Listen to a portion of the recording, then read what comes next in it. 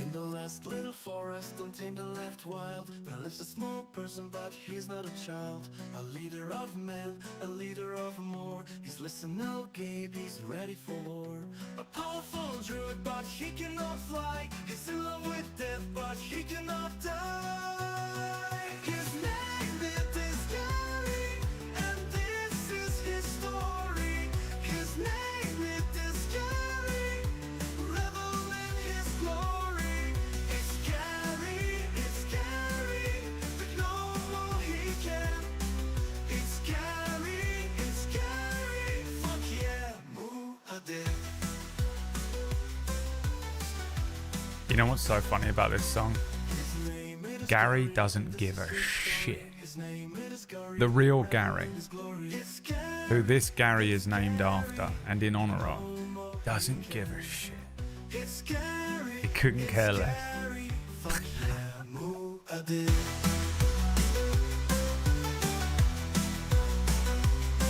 His name is Gary, and this is his story. His name is Gary, revel in his glory. It's Gary, but no more he can. It's Gary, fuck yeah, Muad'Dib.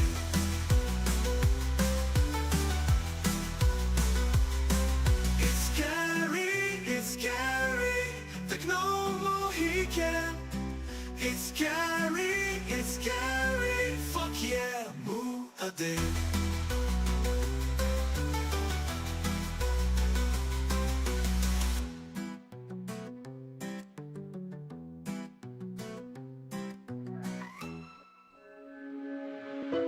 Coming up next on BBC Two, it's the BradWOTO stream, but first, it's time for What Picture Has Bradley Drawn Onto a Piece of Paper?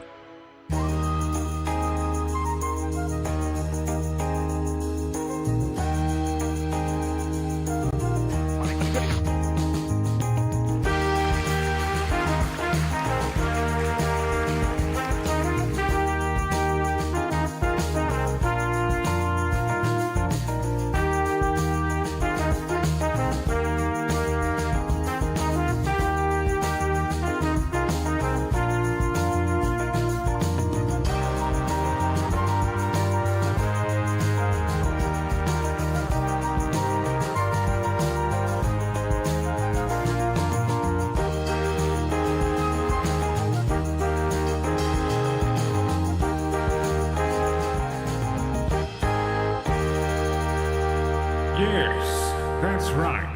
It's time. Time, once again, for Muad'Dib to guess what has been drawn today. Let's see. Needed to buy myself some time.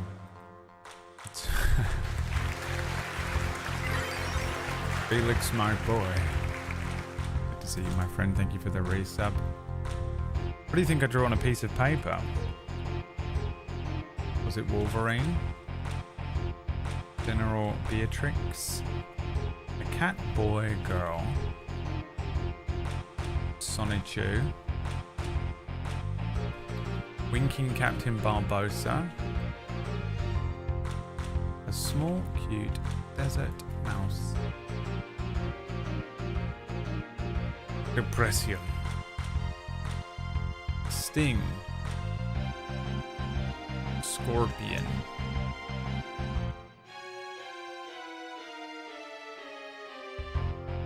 Let's see if you can guess.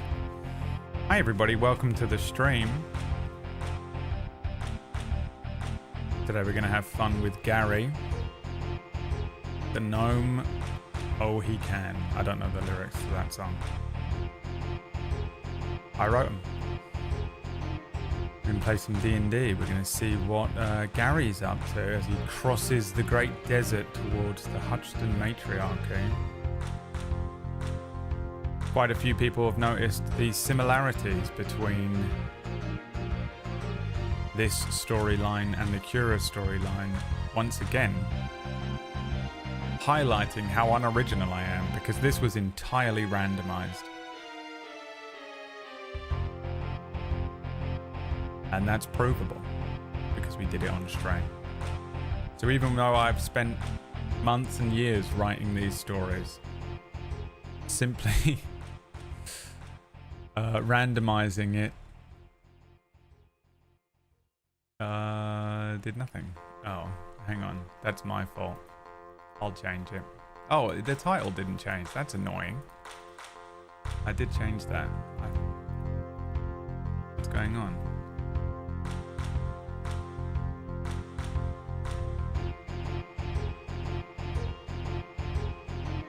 I got it, Gabe. The title didn't change. I think it's because sometimes when you go live, the OBS goes, it sets the title as well. Maybe, I think what happened actually is that I had it open before. Oh, so annoying.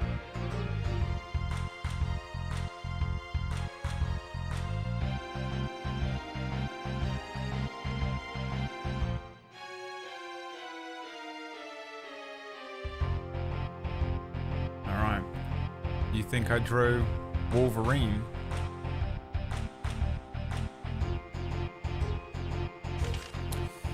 It was in fact Mew that I drew. Yeah, it was a Pokemon. Didn't have a lot of time to draw a Pokemon today, I'm afraid. Okay, now what's going on with my music? My music, my life, my heart, my soul, my music, my everything. I give my all.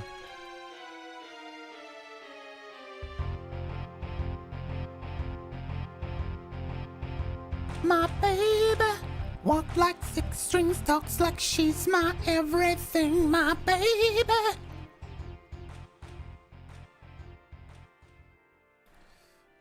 Hold on a second, because this is going to be really annoying when we try and play D&D and I don't have functioning music. What is going on here? Is there a pressure issue, by the way? Barometric. Who knows about barometric pressure? Gabe? Keeper? There's got to be one of you in here. Someone with neurodivergence. Can you explain to me? Let me look up. Because I feel fucking weird today, and I don't know if it's the sickness, and I don't know if it's the pills, I don't know if it's my allergy thing that's going on, but I've got this fucking weird feeling in my ears and I feel lightheaded and dizzy. And I think it's barometric pressure, because this has happened to me before where I was like, what is going on? And then a thunderstorm hit and the barometric pressure changed and I felt better immediately.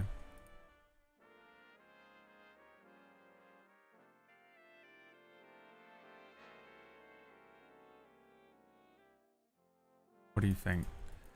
My music doesn't work. Okay, you can hear this music, right? I have that with headaches. Yeah, I think it affects my headaches as well. Super annoying, right?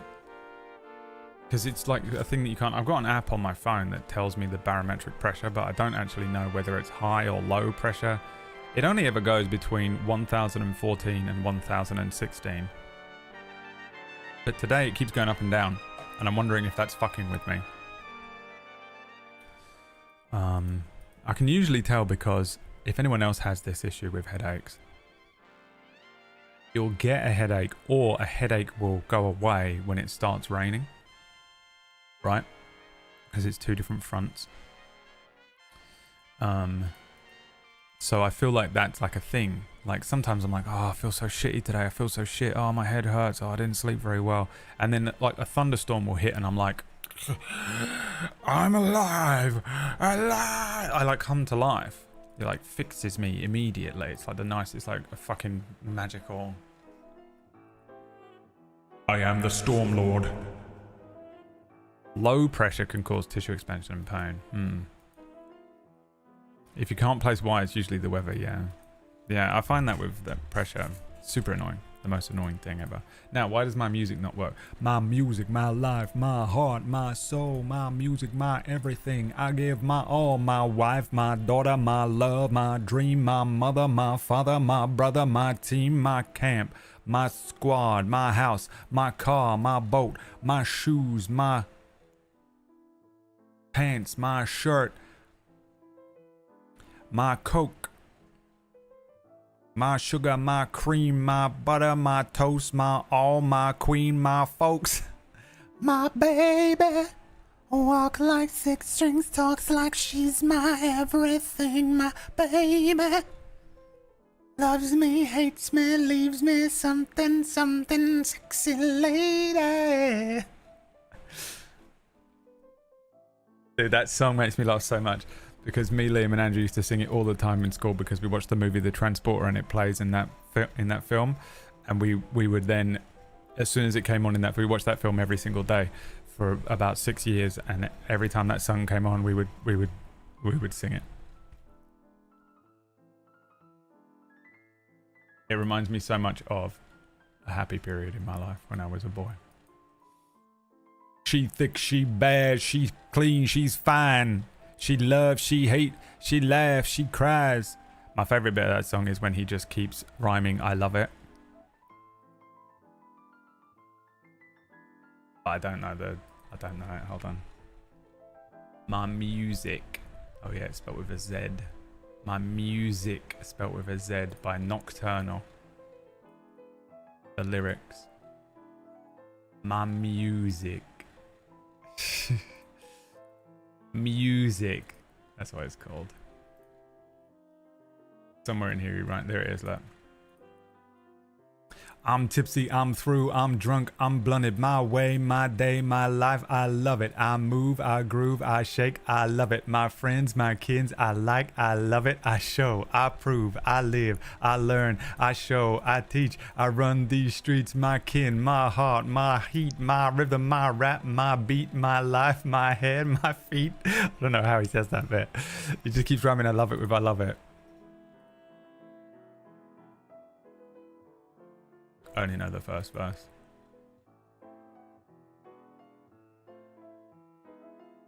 Okay, let's see if this plays now. Hold on. There's something going wrong. I wanted like a Celtic, Scottish sounding song in honor of the theme of Gary.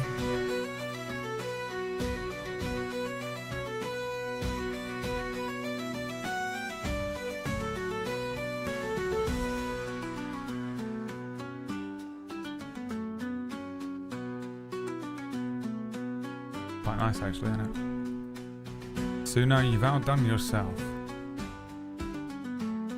It's storming right now, but I also had surgery on Friday, so you can't blame the weather. I mean, it might not be helping, but yeah, I think it's probably the surgery that makes you feel weird today. Hi, Pinden. Reminds me of the times my sister had a broken arm every time when rain was coming. She could tell because it started to itch and hurt. Yeah, I get that with my left knee. I can tell. The pressure behind your nose increases. Yeah, that's where it hits me too. Like up here, it's your sinus.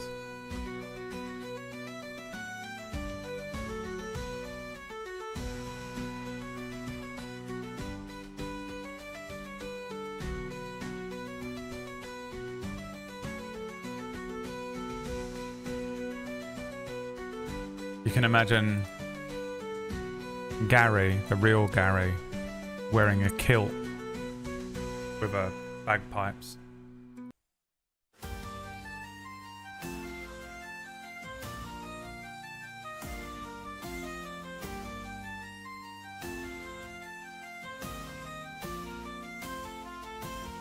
Barometric pressures. Yeah, I wonder. But does anyone know if the barometric pressure is going up and down today?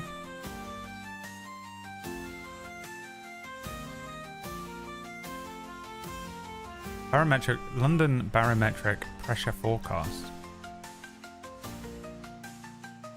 The pressure in London is expected to fall slowly over the next 72 hours. It will reach a low of 1007 mbar on Tuesday.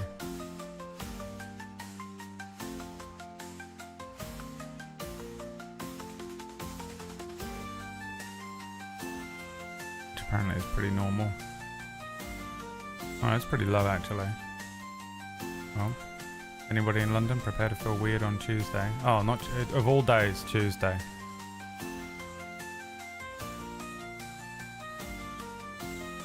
The other one was better, wasn't it? This one's like a combat thing.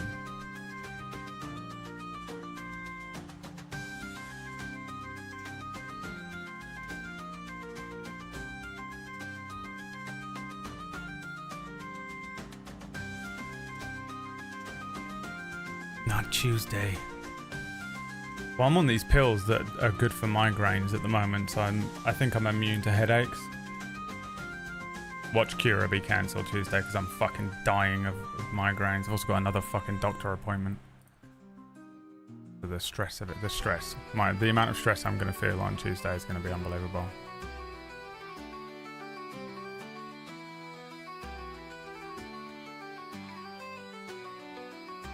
Honestly, this week is just pure stress for me because I've got a lot of stuff to do. And I'm still feeling very unwell.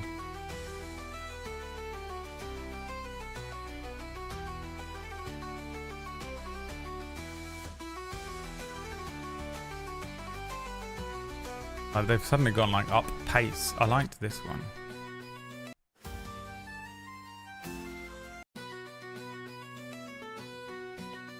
You know, this is what we need. Some Celtic sounding shit.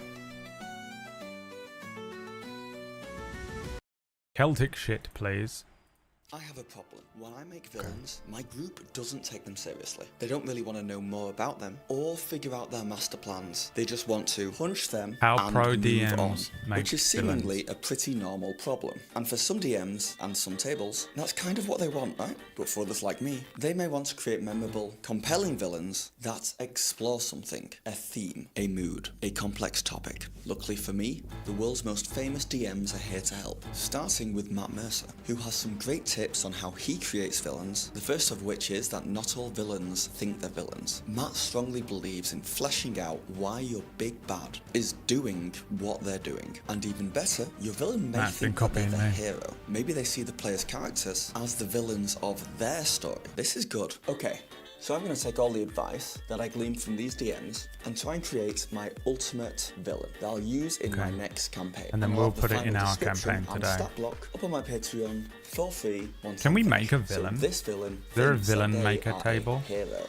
Indeed, villain. Meaning they're trying to do something that they think will make the world a better table. place. A great starting point. Next, Matt suggests choosing an archetype. And Matt gives a list of example villains from the 3.5 book of Vile Darkness on like how to start with a framework, and I could not for the life of me find a copy of this book. Well, not for a reasonable price anyway. But I did find some information about this online. Pretty much that book gives a list of villain archetypes, which honestly getting into these is like a whole other video. But some of the standouts for me are the boorish thug archetype, which is someone crude, not too bright, and normally just takes what they want using force. Another is the tyrant, who is a villain who often uses minions rather than get their own hands dirty. They see themselves as better than everyone else, and their main goal is to control everything and just expand their reach. Another is the monster, which is someone who just seeks to destroy. They usually live in filth and they just crave killing. But for me, the one I'm going to go for this villain is the misguided fool archetype. It fits in perfectly with my hero post-it note. This villain is doing something objectively evil for something they believe in strongly, such as a religion, or to protect something bigger than themselves. I feel like Gary needs a villain, doesn't he? We are misguided, maybe even lied to. I do like the idea of them maybe being a cleric, that their god has pretty much told them that if they don't find a way to destroy an entire city, a cleric villain is pretty cool. Darkness is going to come from that city and fundamentally destroy the world. So it means that not only the villain might not want to destroy this city, but they feel like they have to, but it also opens up the opportunity God, if a meteor that like that hits this planet, I hope it for some reason. or it's not exactly like where God my at all house telling is. them to do this, or they just misinterpreted the whole message, or simply that it's true and the city does need to be destroyed to stop this darkness from coming out, or like that's the easiest option, and that opens some moral questions and maybe something the players have to deal with down the line as well. You And want I the should pseudo say, dragon to in be the the villain? comments of We'll this see. forum We'll do that a I'm getting random this list table in a from, minute. People don't seem to like the Book of Vile Darkness very much, but still, I think we can learn from it. Also, you know what's great for villains? Music, sound effects, ambient sound, and descriptions. And you can get all that from the sponsor of this video, Describe. And Opus is their brand new web I'm not app, watching which a can be used to sponsor right now. prep a description What do you for think I am? of future. I also want to develop a backstory, a lot of lore, tons of connections, and lots of future encounters, since they will be a recurring villain. Matt also suggests not getting too attached to your villains, since your PCs can and probably will kill them very fast, and that's okay. And that to me tells me not to plan too far in advance, and not to build out the villain any more than you really need to at any given point.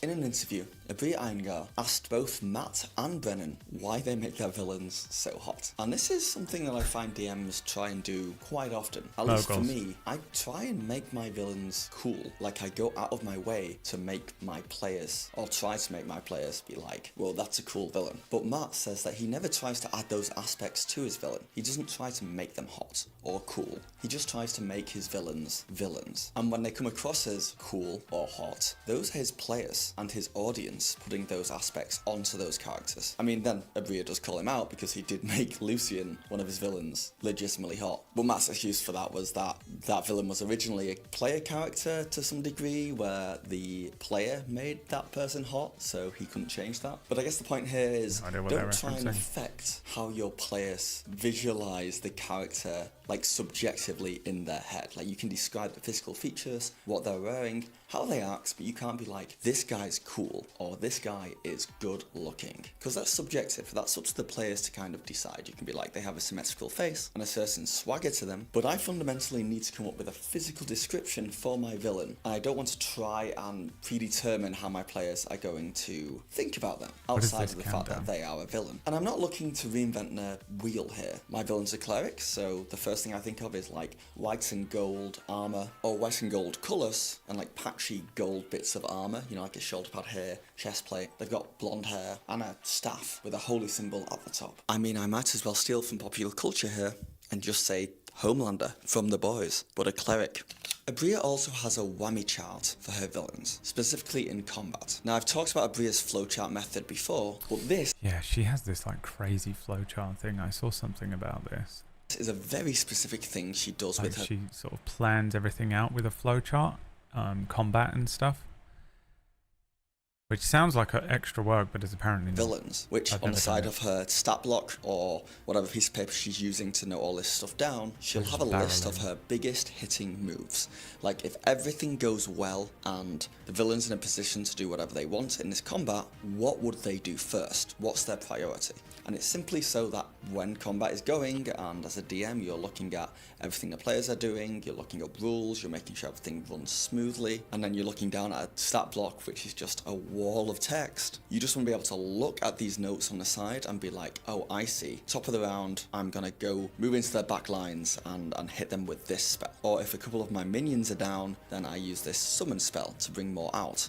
It will speed up your round immeasurably, just to have almost a cheat sheet of like, okay, my go, I'm going to do one of these 3 spells. It's just so you can see everything at a quick glance, and it's something that I've started doing, and it's so helpful. For example, one of mine might say, first round, go for the healers. Second round, try and hit as many people as possible in this area of effect spell. Third round, just do as much damage as possible to the closest person to you in that moment. It's kind of like pre-programming an NPC to attack a certain way each round, if certain things fall into place. If things aren't going the way you're intending, or anything else that's not on the list, you can just improvise in a moment, but you can fall back on this list if you feel like you need to. But I guess a whammy chart just isn't that useful for a villain unless I've got an actual stat block already. Which, let's face it, we can just steal and reskin an already existing one. For example, I'm just going to grab a cleric-esque monster from the monster manual, let's say the Drow Priestess of Lolth, and then reskin them. Change a few spells to make them more cleric-y, change the language, and then just lower the HP and damage of everything if it's a lower party fight,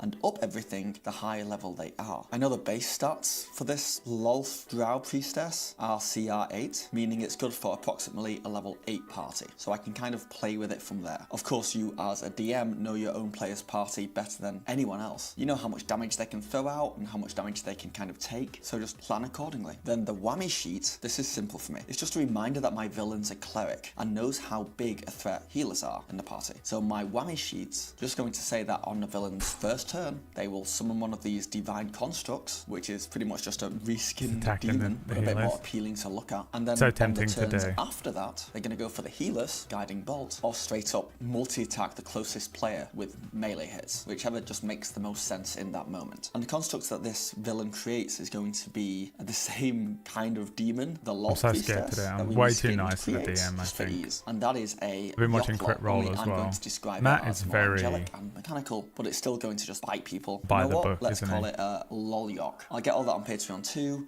Everything else in the stat block that sounds too demony, I'll just change the language to make it more divine, and the mechanical stuff is just my choice. I kind of like the idea that there is a little bit of weird ancient technology involved with the heavens and the gods and clerics in general. Brennan Lee Mulligan likes to tie his villains to a bigger theme. In Critical Role Calamity, without spoiling too much, people thought the big bad was going to be this incredible evil, wanting to end the world wizard. But in fact, the villain's biggest crime was pride and overconfidence and greed. The villain simply bit off way more than they could chew because of ambitiousness.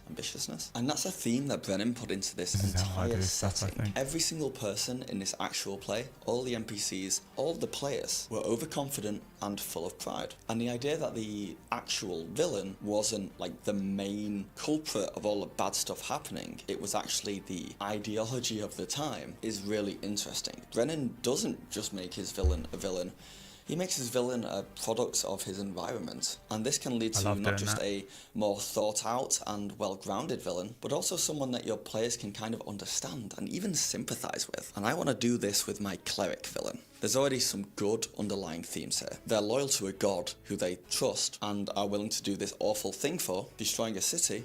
So you'd presume to some degree our villain has had to at least at some point doubt what their god is telling them to do. Or at least wrestling with the facts that even though they need to do this, they don't want to do this. Same thing with the fact that if our villain thinks that if they don't destroy a city, the world's gonna end, or darkness will be released that's gonna destroy the whole world. So it's kind of exploring this idea that the ends justify the means. And these are themes we can put through the entire campaign. Do the ends justify the means? We can put many encounters that our players come across, both social and combat and through exploration, within this city, where they have to make decisions in the short term that feel wrong or bad, but in the long term are the right thing to do.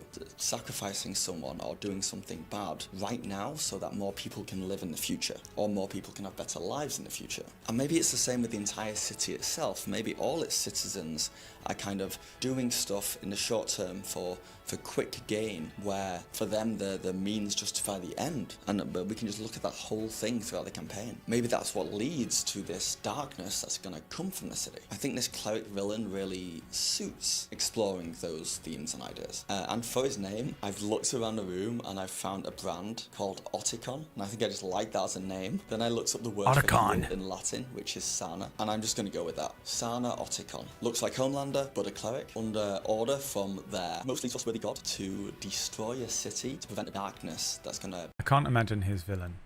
Homelander is a cleric. But what I can do is see what this song sounds like. And then add to the wheel for today a category called Villain. Create villain.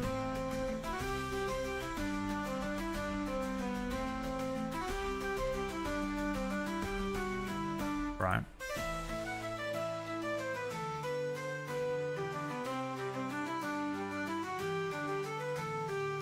And we do this thing where we create a big bad evil guy. If it lands on create villain, and just try and spread them evenly throughout the wheel.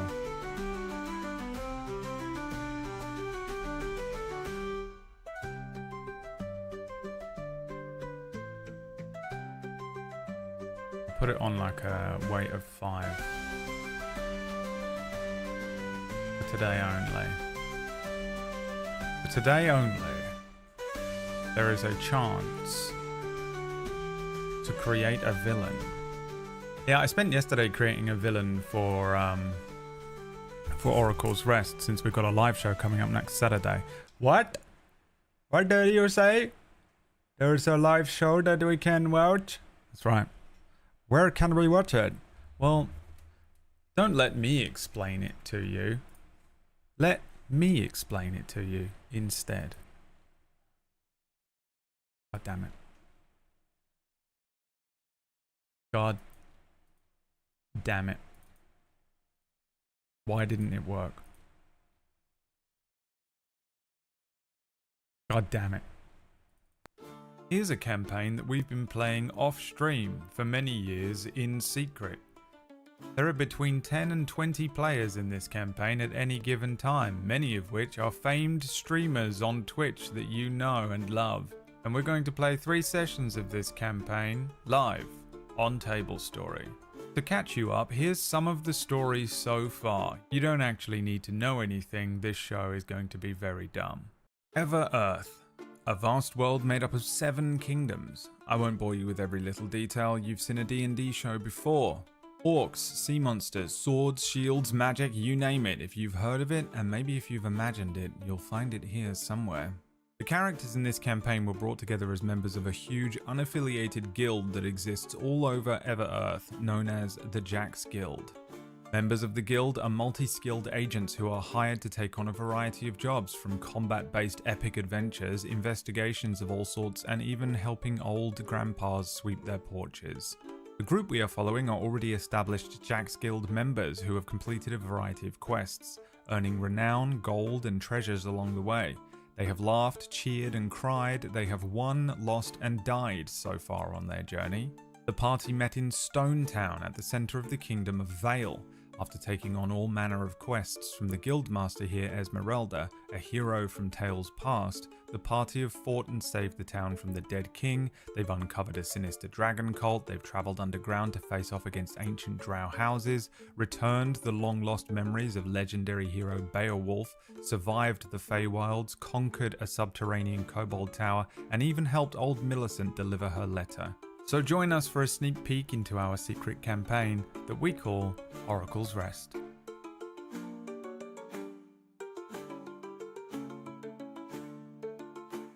That's next Saturday at 3 PM Eastern, which is about 8 PM UK time. If you want to watch that on Table Story, twitch.tv/Table Story. However, if you want to play D&D here, you can do right now. Right now.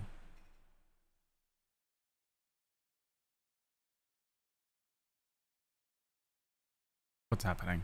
Why is my computer breaking today? Right now. Right. Right. Right now. What is happening? What is going on? Right now.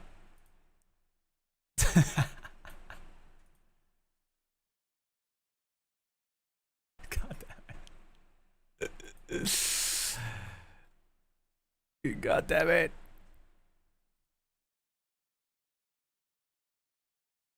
Why doesn't anything work today? What's happening to my computer today? Right now.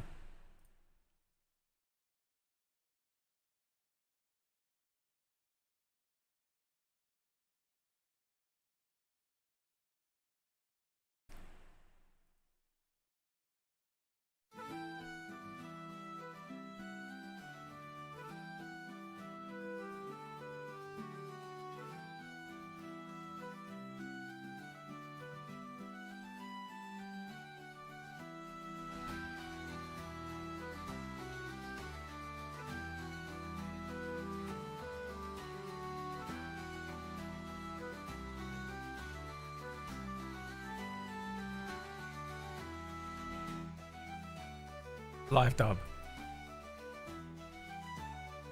Rexunda, a tiny world.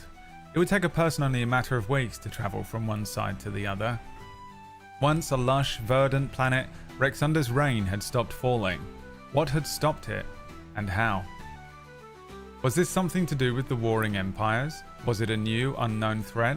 Or perhaps it was the new Magitech and steam power technology from the Hutchton matriarchy or the co-suzerainty? Long ago, the world was created as an experiment by the gods. They were trying to discover the most powerful species they could make. Just a fun game for them became our world as we know it.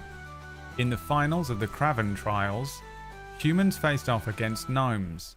The humans won. In the final test, the gods pitted the humans against the dragons. The dragons tore the world apart, leaving magic unstable, destroying any semblance of society. Now, after 1,000 years, humans have rebuilt two great kingdoms, constantly at war, and between them, the last forest. The only place of green in our dying world. And inside that forest, the last gnome. My name is Gary, and this is my story. Is that what he says?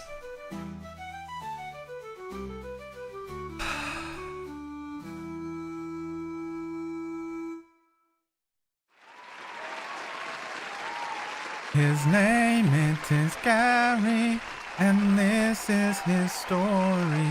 His name it is Gary, revel in his glory. It's Gary, the no Mohican. Alright, I don't know what's going on with my computer today, but obviously something's up. Here we are, once again, as we continue Gary's journey. This is an interactive D&D game that you can take part in today. Spinning wheels and rolling dice. Helly Bobs understands what's going on. For every 10 subs we spin the wheel and a random effect will happen. Currently on the board today there are all sorts of different things like advantage on your next roll, 25 XP, teleport somewhere random. But there are also today 3 things that say immediately stop everything and create a villain for Gary as we put a villain into the campaign. Almost there already for it. Barely begun. Haven't even wrapped up what happened last week previously on Lost. Shadow, thank you for the 2 gift subs. Q Margie and Digital Dan. He's done it. He's digital done it. Fuck it, let's spin the wheel then. Gary just arrived at an area. Let's see. Next roll is going to be a natural 20. Don't forget it, because I will.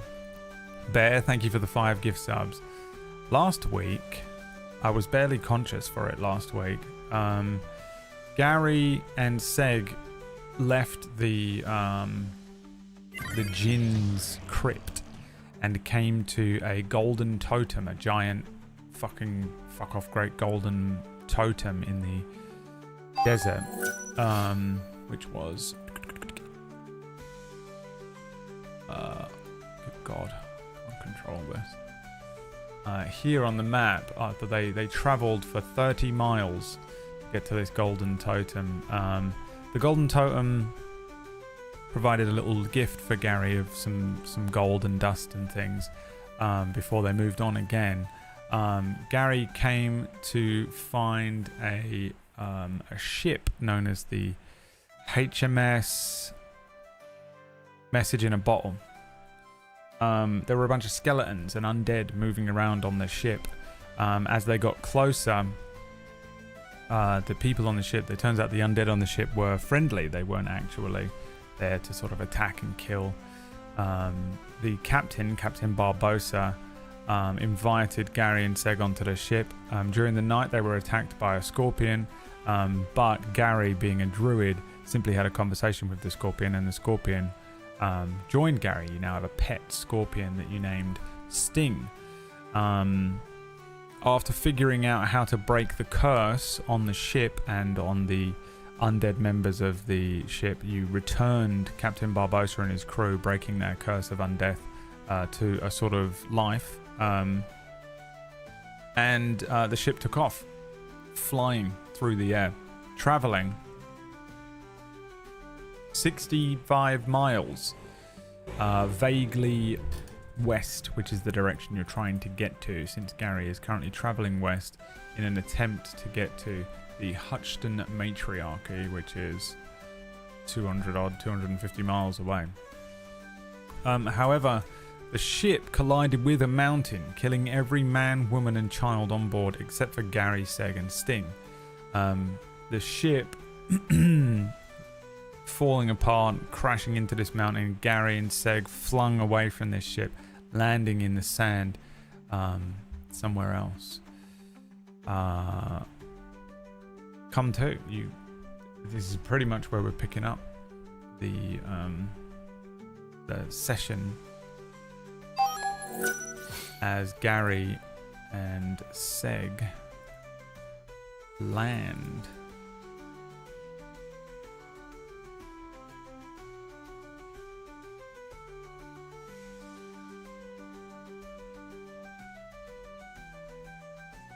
In this desert, rolling and tumbling over in the sands. Time to spin the wheel before we crack on. Let's see. The next roll will be in natural 20, remember. Insta Rage, Nyanar, Ray, Bear of Flame, thank you very much. You gain some resistance for this session. That's not bad. D&D resistances. I think for the wheel spins, for these kinds of things, you'll gain them for the session, right? D&D resistances. 1, 2, 3, 4, 5, 6, 7, 8. No, that's not it.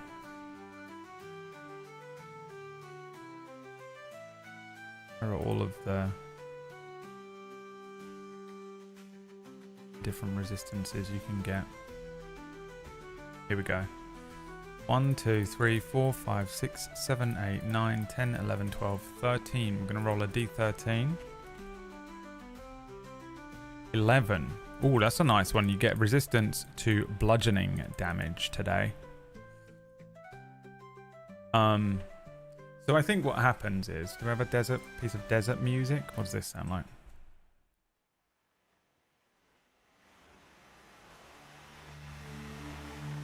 Perfect. Absolutely fucking perfect. Set the scene for you, my friends. Gary and Seg, after this ship explodes, are flung from it, tumbling through the air. Gary landing with perfect accuracy, because I think you rolled really high on a dex save last week to land. I think I can't scroll up because you roll in the chat. Gary does like a cool superhero landing. Seg landing in the sand next to him, tumbling over. Gary takes a moment to look about, see where he is, figure out which direction they landed. The ship exploded somewhere nearby, killing everyone on board, but no sign of it. Nothing but sand dunes and a setting sun in the distance. The wind, a light wind, kicking up some of the sand around Gary as Seg stands up and dusts himself up. Gary looks down and recognizes that his hand had perfectly landed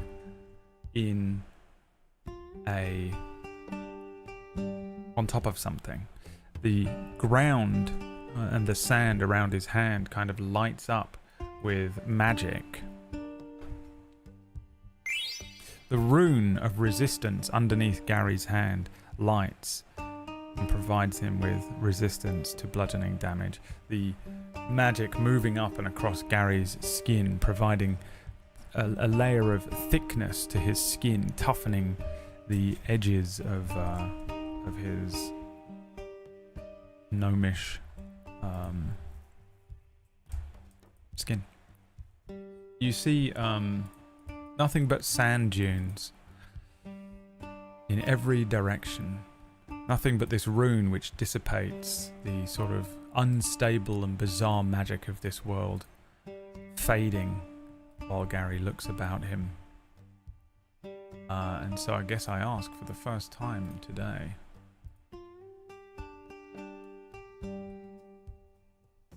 What does Gary do?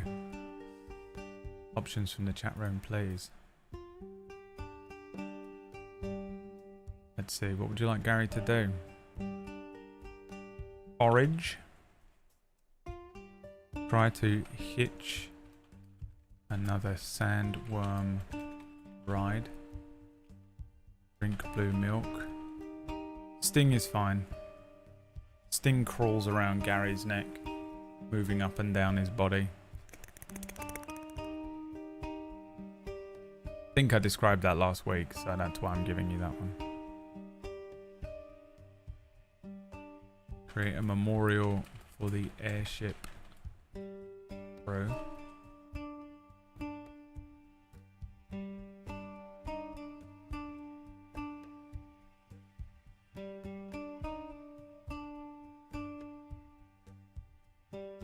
Seg is fine. Seg's standing up and patting himself down. Call an Uber. Go west. Alright, we'll go with those 6.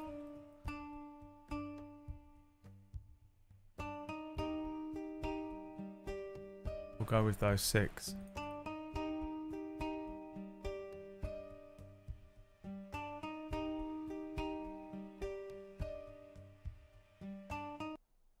Damn it, why doesn't that end? That's a shame, that's a good song.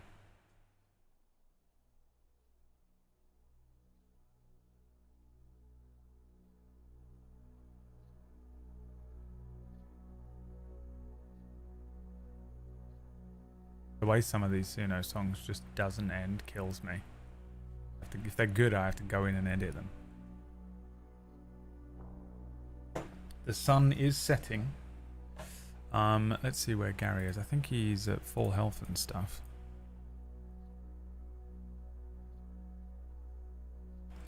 Full health, full spells. Yeah, you appear to be completely fine.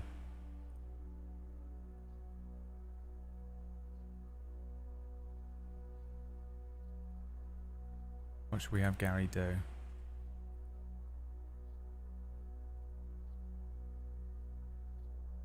Create a memorial for the airship crew. Okay.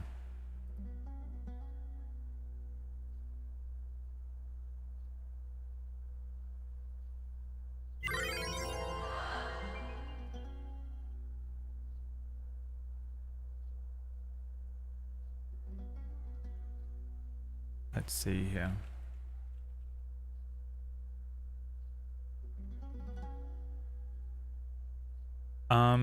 What does Gary have to make a memorial out of? Tom, my friend, thank you for the 35-monther.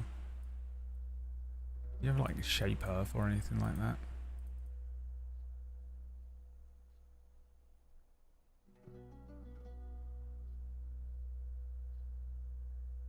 Nope.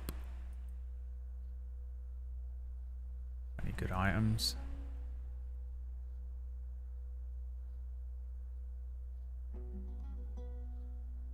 No. Nothing.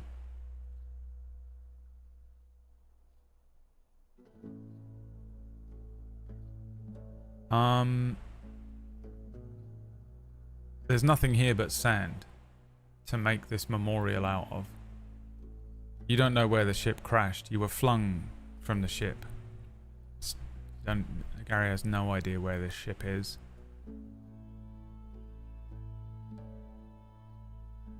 There's nothing here apart from what you have on your back. So, how does Gary make a memorial? I guess is the question. A sandcastle? Okay.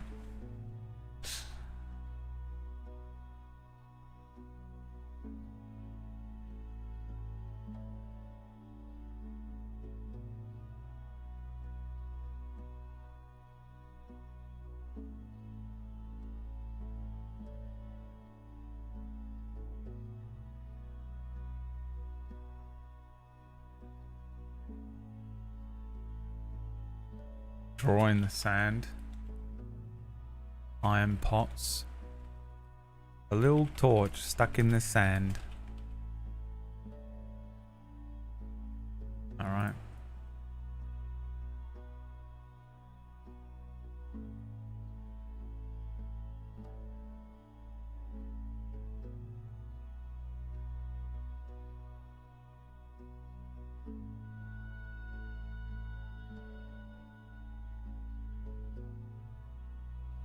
Is it yours? Is yours?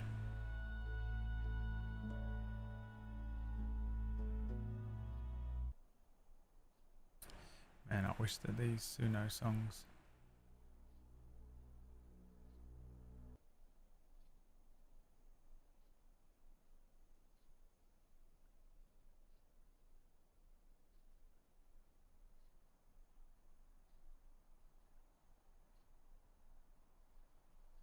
I got that cool desert theme song because I quite liked that one.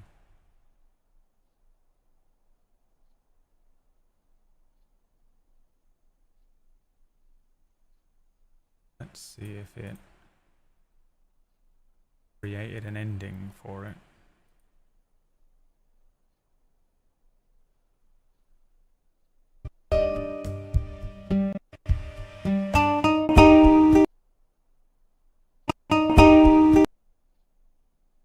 Kind of.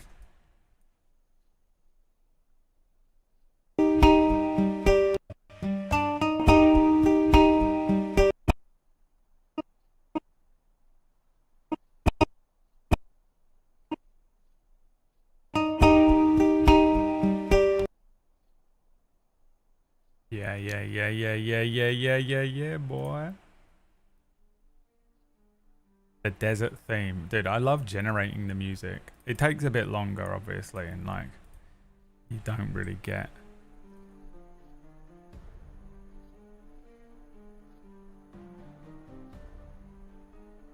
the experience of like full, just like, bam, Brad has provided the perfect music for the scene like you might get on Table Story, but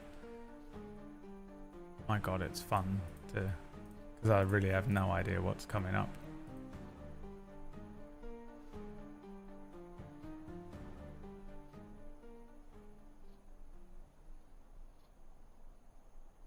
Let's see.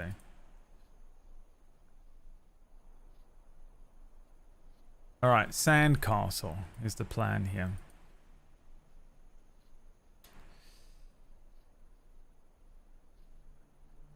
I'm guessing a ship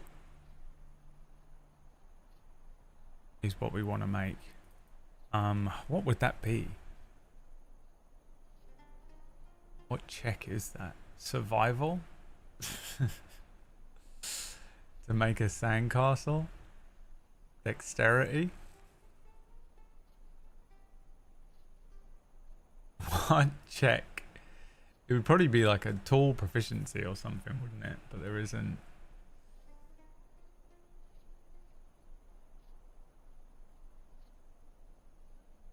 D&D, what check to build something? A mason's tools check. Yeah, but without any other, without proficiencies. Intelligence to do the math. Strength to lift the hammer. Sleight of hand to put the small parts in place.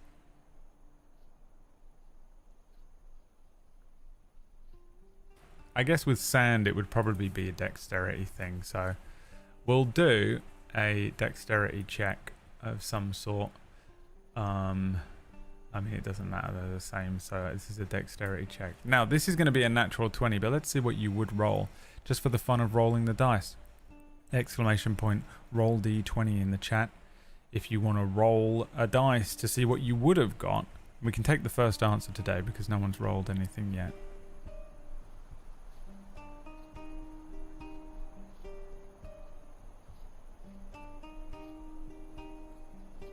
You happy you're blowing your natural 20 on this?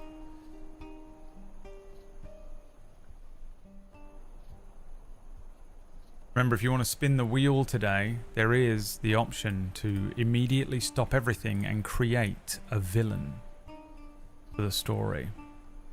I have 3 ideas in mind for the villain, which is another wheel spin. that I've got ready to go right here that I'm looking at.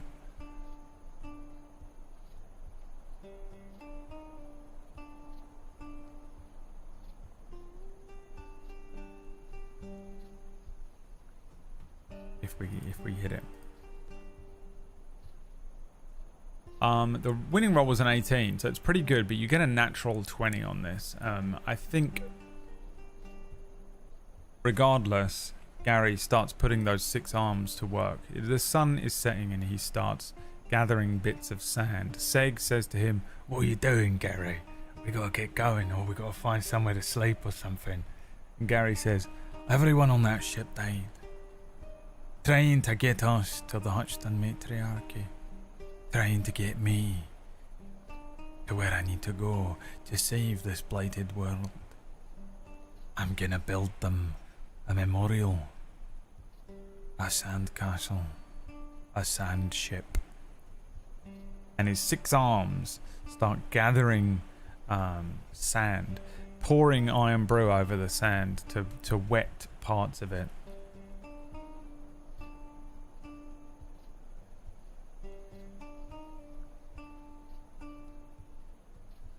He starts creating one of those masterpieces. You know, people that make those amazing sand castles.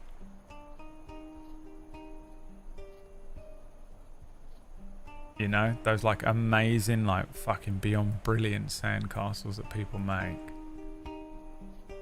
And you're just like, what the fuck? How the fuck have you made? What the fuck is this? He starts doing it. Piecing together a memorial for the HMS Message in a Bottle. And at the very end of it, this beautiful thing is created. It's a natural 20, so it looks incredible when he's done. He pieces this thing together out of iron brew and sand. At the end of it, he looks at what he's created. Seg walks over and says, "Okay, now, didn't know you could do that." Gary says, "Neither did I. To be honest, I've never really seen sand before. Always lived in a forest. It just came to me a spark of inspiration in memoriam of that ship, wherever it is, that exploded into the side of that mountain, killing everyone on board instantly, getting us where we need to go."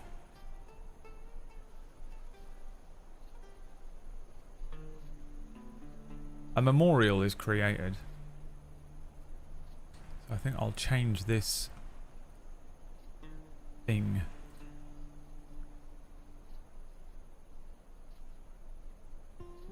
to Sandcastle Memorial.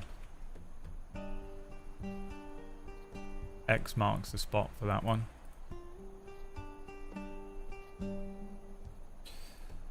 A few quiet words are spoken in memoriam of Captain Barbossa. And Gary takes one last look at his sandcastle. The night... This thing is probably lit up only by torchlight at the moment. And the desert night comes in, a chill to the land, a freezing evening in the desert descends. A beautiful memorial. What does Gary do now? The option is always go west. A milestone for the pilgrims of Gary. A monument made out of iron brew and sand that will definitely not just blow away within a few days.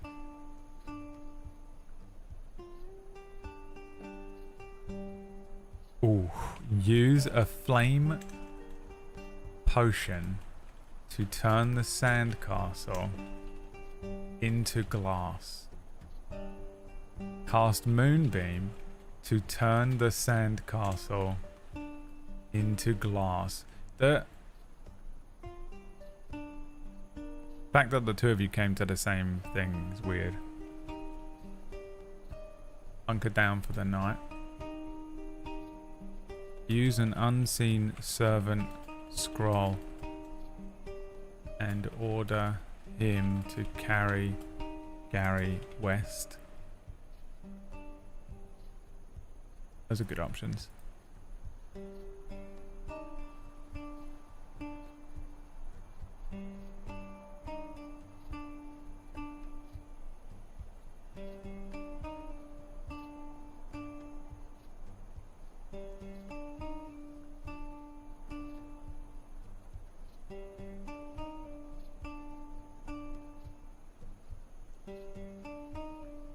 What do we want to do?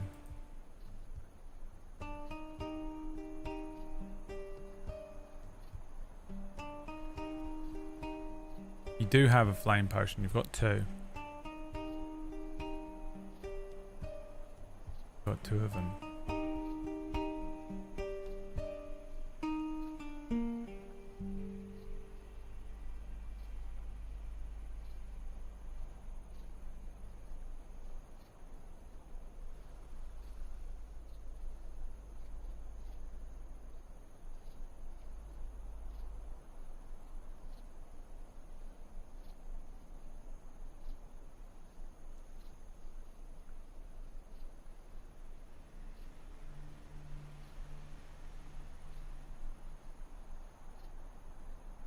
Use the flame potion to turn the sandcastle into glass.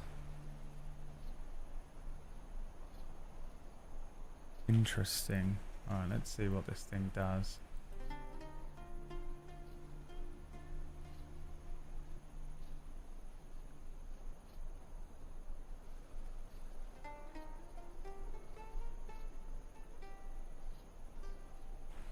So, Gary has got 2 potions of fire breath. We're going to use one of them.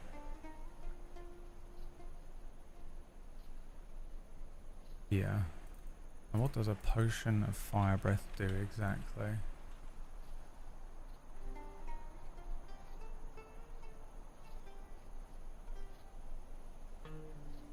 After drinking this potion, you can use a bonus action to exhale fire at a target within 30 feet of you. The target must make a DC 13 dexterity saving throw or take 4d6 fire damage on a failed save, half as much on a successful one. Okay. Gary, Seg says, "Come on then, let's get out of here." Gary says, "Wait a minute. I've got a plan. This sandcastle's not going to last long. Unless..." He pops the cork out. Glug, glug, glug. And a flame exhales from him. There's like a moment in this like desert darkness where we see Gary lit up. This, you know, yoga flame comes out of his mouth, igniting the sand for a moment. 4d6. 12. We see this huge amount of fire launch from Gary's lips. It engulfs the ship. The sand turns to glass. We've done it. Really, it should probably sound like this, shouldn't it?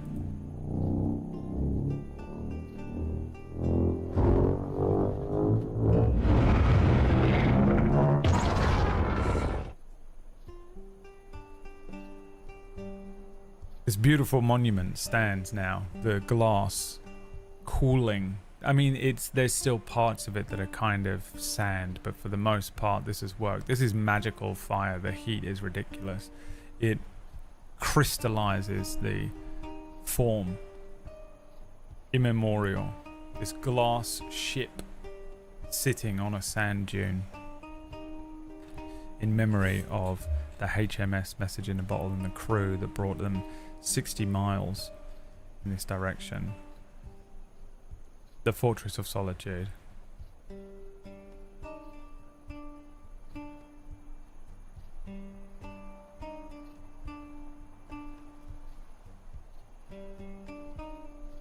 Roll a dice. If you roll a natural 20,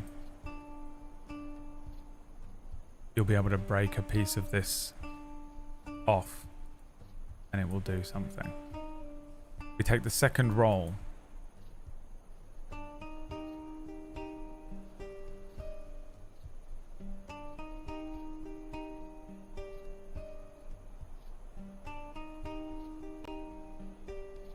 Not that 13, we take the next roll. Keep rolling.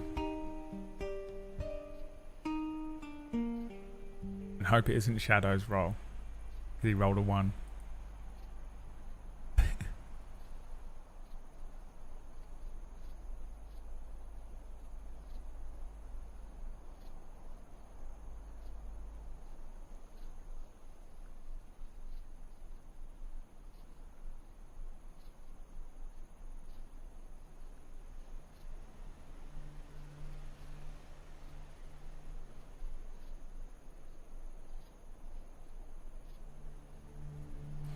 A 14, not a natural 20. You could try and get a natural 20 with 9 gift subs. I knew what it was going to do as well. I knew exactly what this item was going to do if you broke a piece of this off in my head instantly. You can't say stuff like the Fortress of Solitude to me and not have me want to do something with it. The memorial exists. Thank you, Shadow. He's like, God damn it, I want more items. The memorial, a glass monument. This like wonderful ship that is now sitting, a huge sand castle of ship, suddenly flash cooked into glass, sits here amongst these sand dunes. Gary and Seg starting to get cold as the night kicks in. I guess we ask again, what does Gary do now? We can take these ones off. We can take some more options though. Go west, hunker down for the night, use an unseen servant scroll, and order him to carry Gary west, like a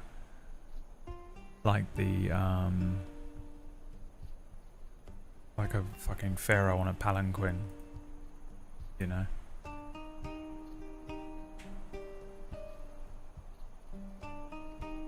What would you like to do now?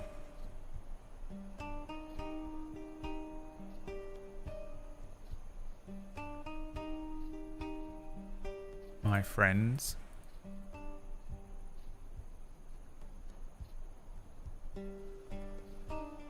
Wild shape into a horse. You do have your wild shapes, yeah. You can do that again. We figured out how far you can travel and I forgot it entirely, so I'll have to do that. I think I did it wrong actually, because you can only wild shape for an hour, right? 3 more and I might give you a chance. It might give you a chance. If you roll on that wheel thing and you get item, magical item, next roll 20.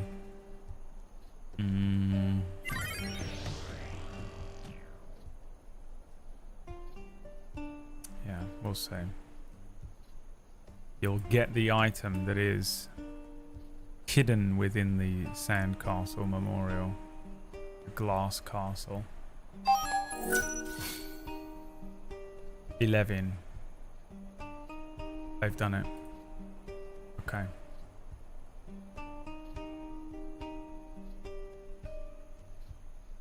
Let me spin the wheel, let's see what you get.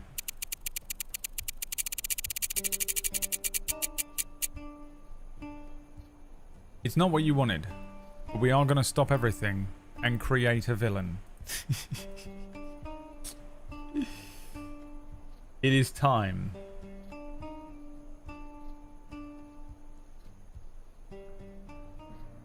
Oh, this isn't the song I thought it was.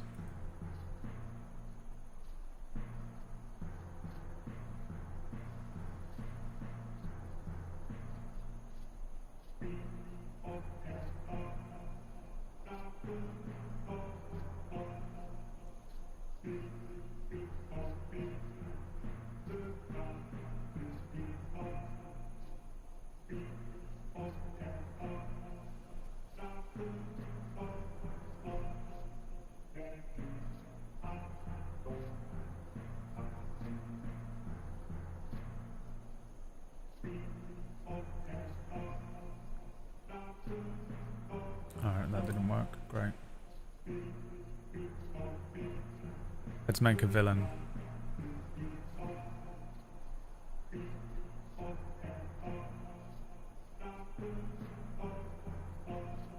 Yes.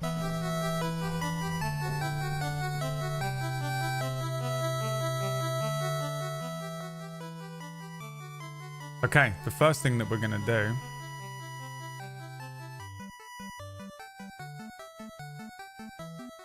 is spin to determine the type of villain. I'll take some options in the chat room as well. Will it be that pseudo-dragon from the beginning that was scorned by Gary and he returns? What was his name? Barry. Barry the pseudo-dragon.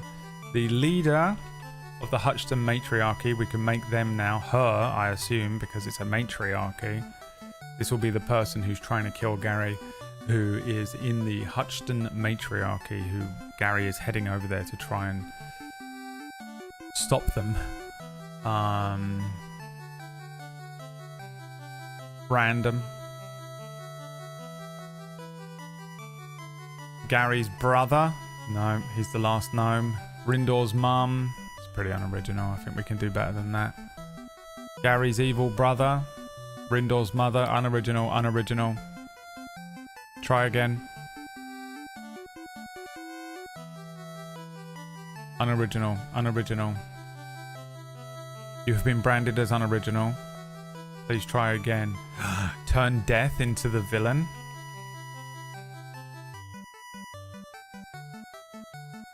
Rindor's grandmother, unoriginal.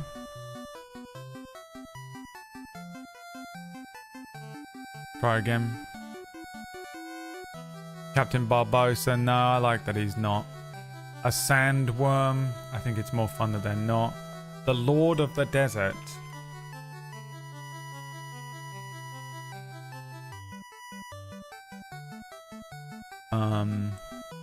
One of the gods that led to the Craven trials.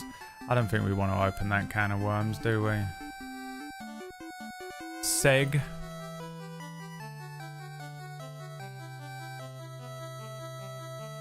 Pozu's a gnome. Baron Harkonnen. No, because we don't have to create them, because he just already exists.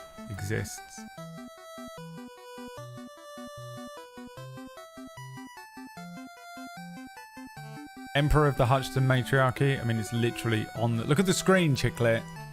It's on there. Sting.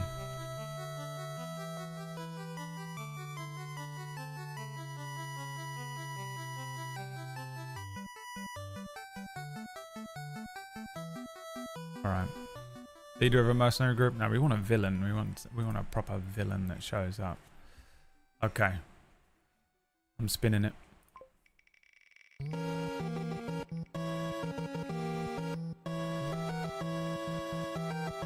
Random, after all of that. Okay. This is how we do it. Random villain tables. We roll a d20. The villain started as, so I need to pull up the...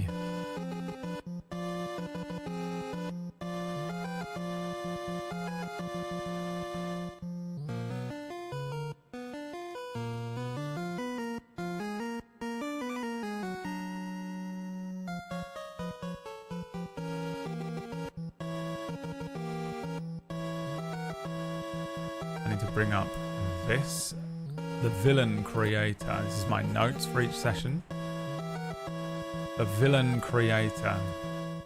The villain started as...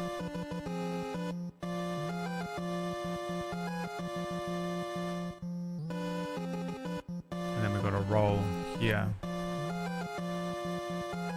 I wonder actually if I can just do this. I think there was a point where...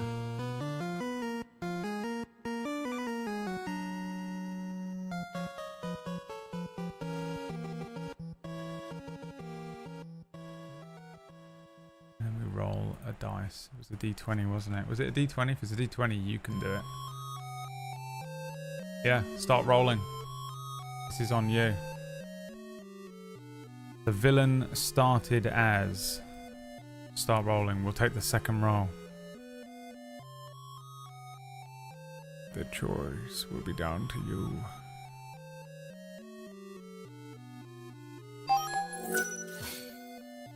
Thank you, JJ. Good to see you, my friend. I was roasting JJ the other night on Orkish's stream.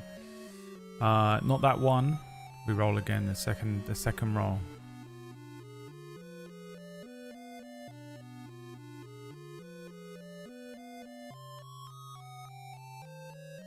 There she is.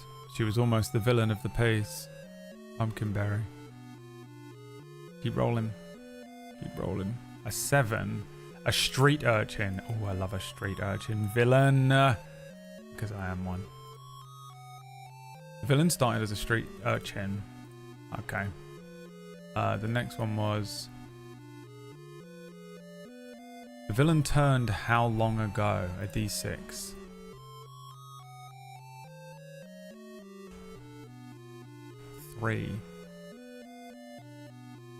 In his middle years. So he's older?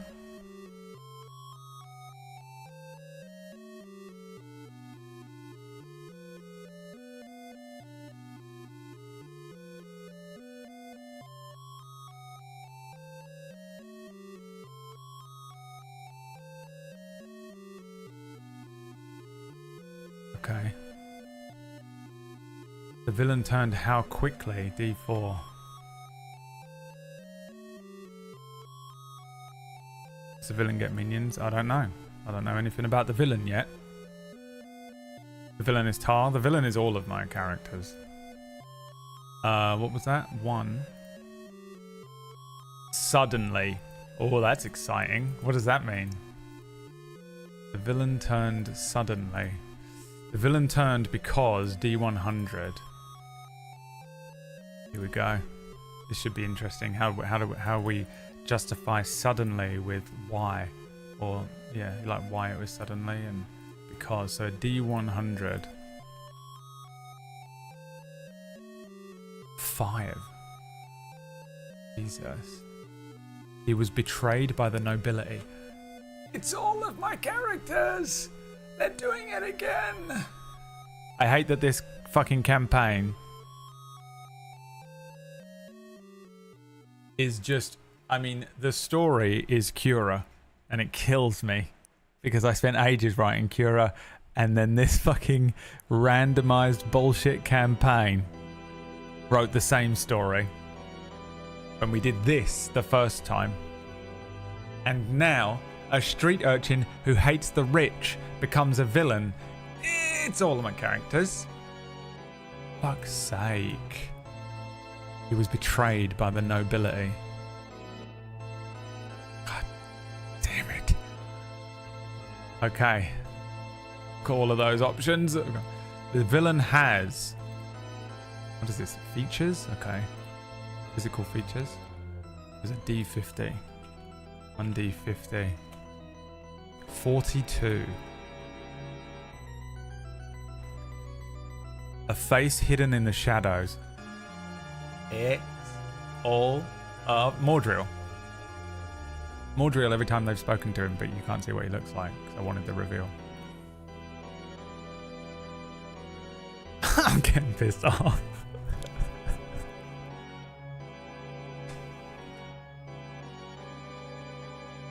Guys. Now, because the thing is, no one's ever going to believe me that I ever actually made up a character or a world or a setting or anything ever again. I don't even know why I bother. In all honesty, I'm not doing it. The next campaign, I'm not even writing anything. The villain's current goal is up to you. Start rolling. Exclamation point, roll D20 in the chat. Revenge. Murder someone. Raise an army. Genocide. Destroy a village. Enslave a species. Become the king. Take over the empire. Raise a dead god. Become a deity. Become a lich. One up himself. Oof. That's a good reason to be a villain. 12. Next one. Keep rolling. Take the second roll because we've got to flush out the previous rolls. Keep rolling.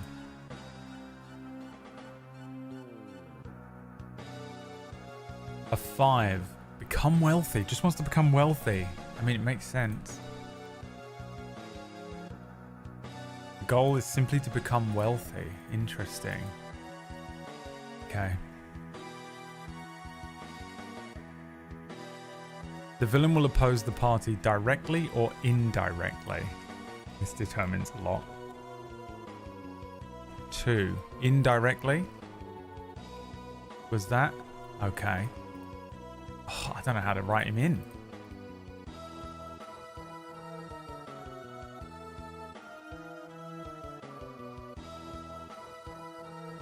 He's after the money.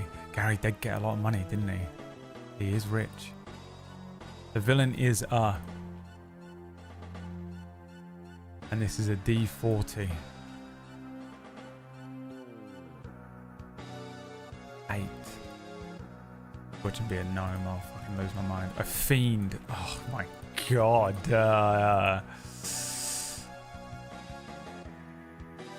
I don't even understand how he's a fiend. Start rolling. D20. The villain leads through charisma, greed, eternity, profits, manipulation. The choice is yours. We take the second D20 roll.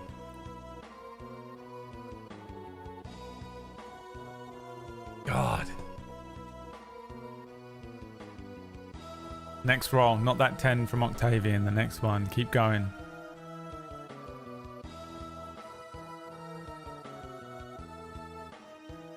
A 2 from Digital Dan. Charisma. Silver Tongue. These are all my characters. The villain's minions. Here you go. We got there, look, see? Don't be impatient, Kyrie. A D10. 3. A select few lieutenants. Oh, yes, dude. It's every Final Fantasy game where you have to fight all of the sub-bosses. Final Fantasy 4. A select few lieutenants.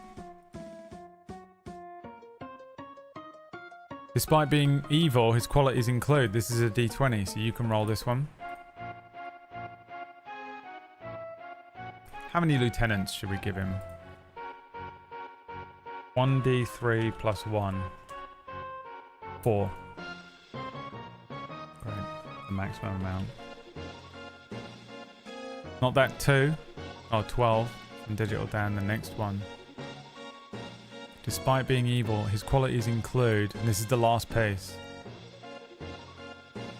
You know what this reminds me of? Remember in school where you would do that little thing that was a piece of paper that was folded and you would go... Despite being evil, his qualities include, he treats his minions with respect. He gardens. Or, love of nature and its inhabitants. He's evil Gary. Oh my god.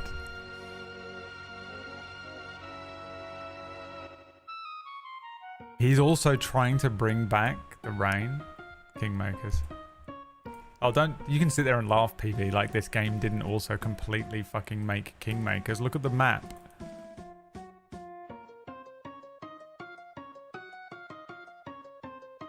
The rain stopped falling. Have you ever seen the intro? Oh, I can't even play it because it doesn't work for some reason today. Okay. So what have we got here? A villain who started as a street urchin.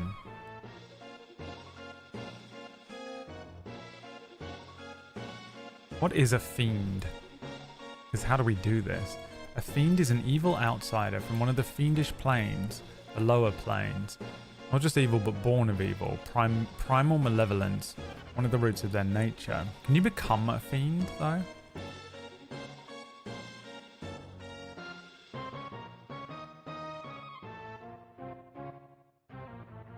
Demon, Yugolos, devils, demodans, archfiends, half-fiends.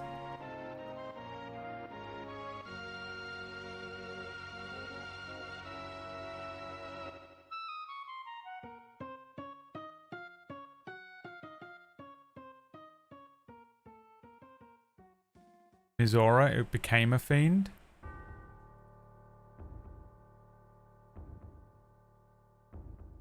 How do you become a fiend in D&D?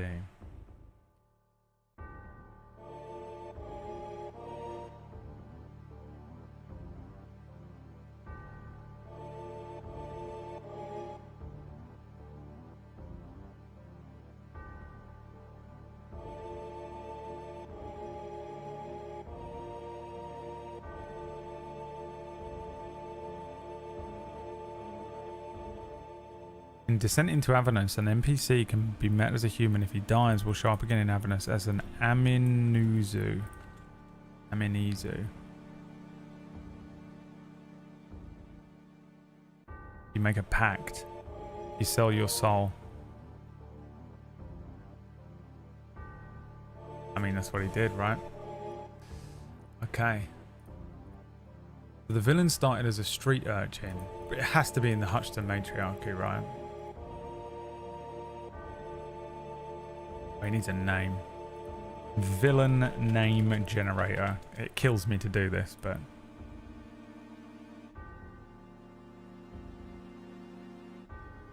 this is how we've done everything else in the game so far. Evil character name generator. Evil names.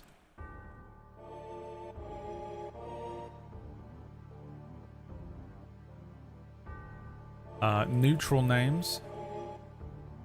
1, 2, 3, 4, 5, 6, 7, 8, 9, 10. I'm not having FARC be an option. D10.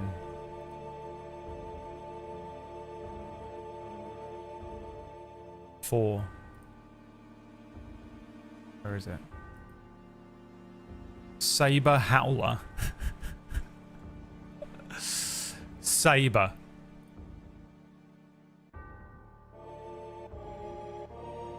One name. He's a villain. Saber was born on the dirty, grimy, smog-filled back streets of the Hutchton matriarchy.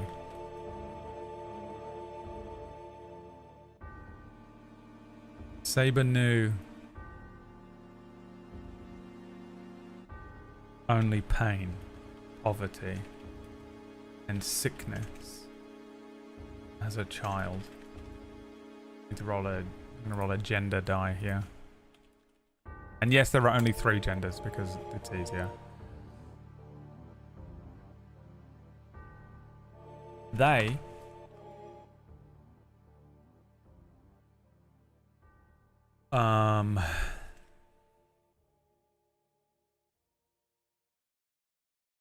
they lost their parents at a young age to sickness.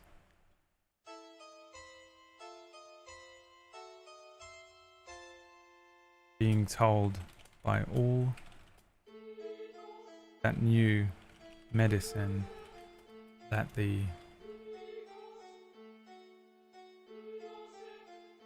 potions required to save their parents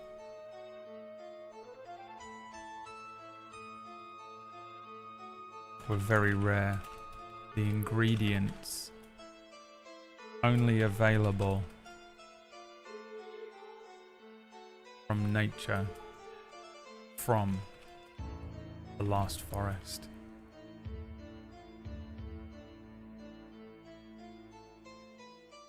Such ingredients would cost a person a huge amount of gold. Do you see how I am setting up the story? Can you see him connecting the dots? Subscribe.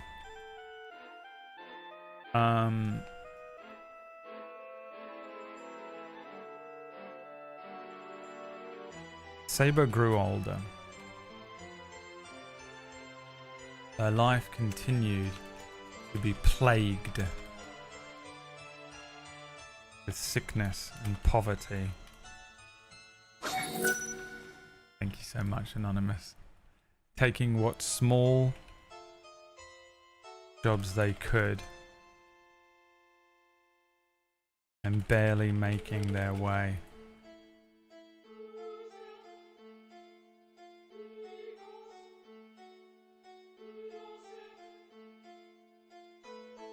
In a chance encounter with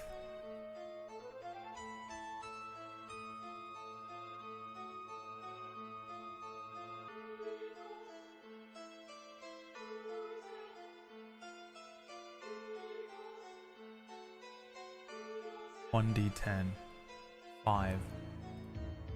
1, 2, 3, 4, 5. Edward Mayer.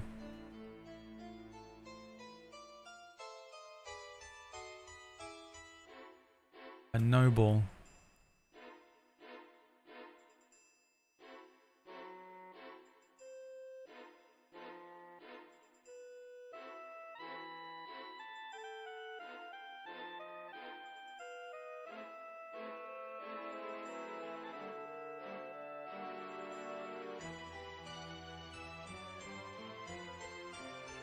D19.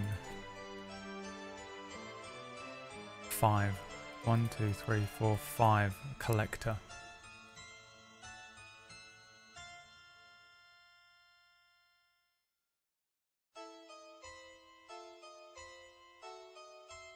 In a chance encounter with a noble collector, Edward Mayer. Mayer. Spelt like that.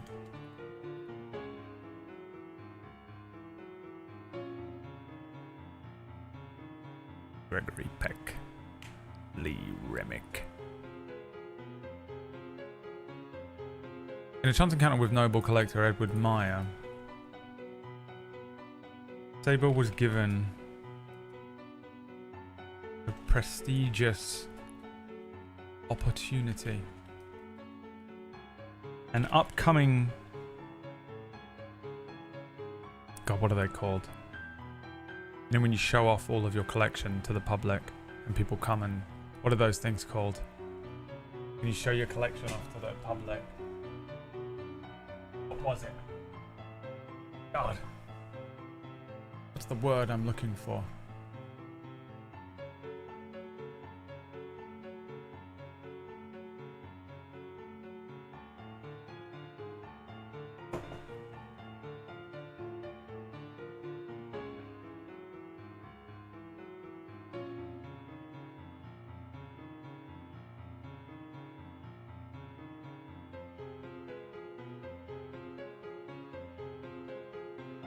An exhibition?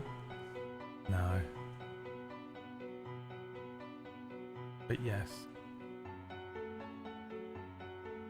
Like an art exhibition, you know?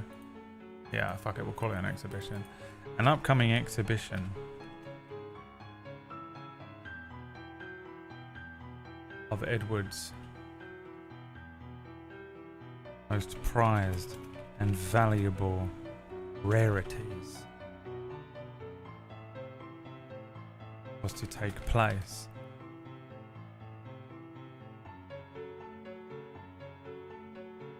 Edward hired Saber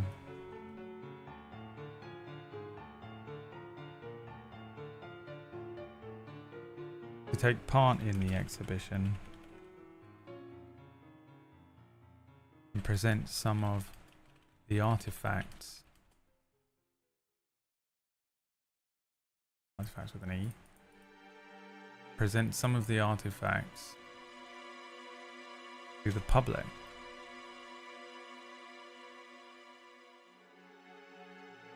Saber gladly accepted. Not only was the pay on offer an amount they had never seen before, but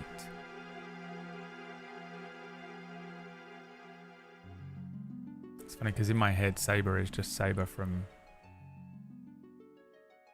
fucking Unlimited Blade Works, whatever that's called, Fate. Saber gladly accepted not only was the pay on offer an amount they'd never seen before, but it was a chance to shake hands with the nobility of the city. At the exhibition, Saber was betrayed. Right?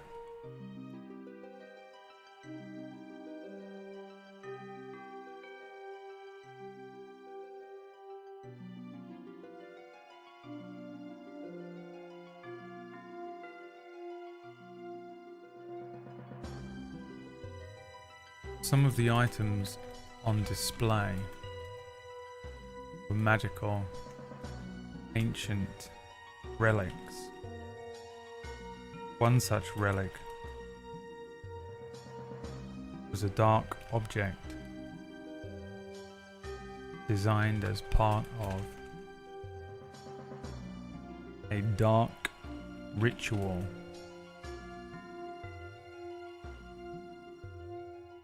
that would summon a great fiend.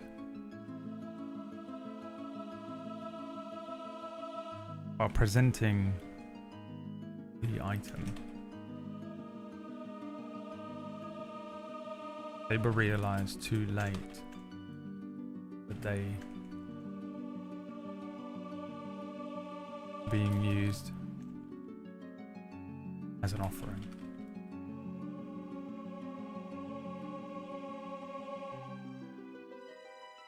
The relic activated.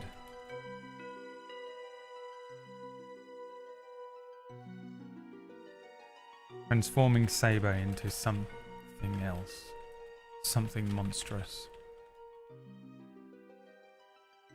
As Saber's skin transformed. No, use that word.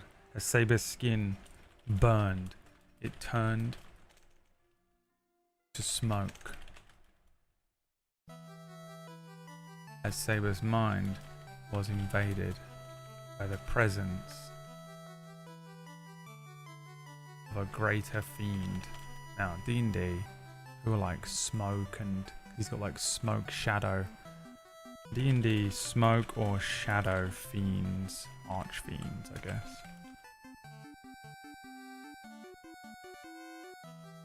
Do we have any who's like a bastard of?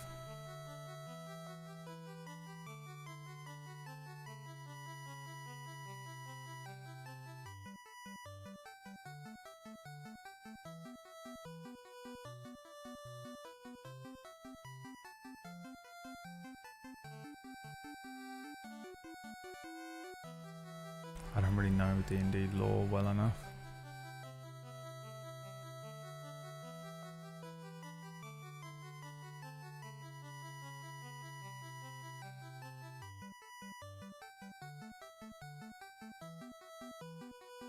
Belka? What the fuck is a Belka?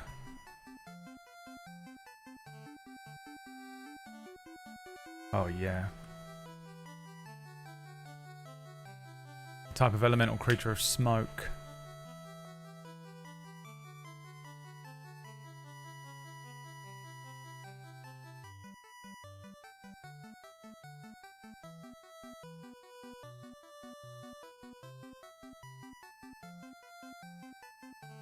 Demon names. 1. Boggith.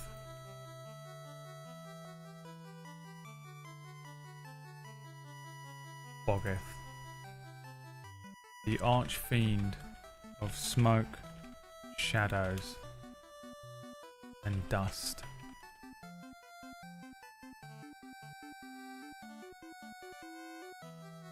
Boggith offered great power to Saber in exchange for servitude.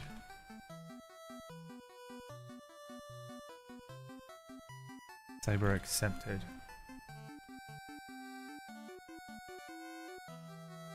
Transforming into a fiend of smoke and shadow.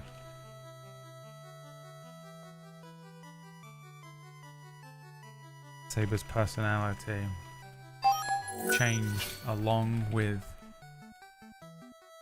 their physical form.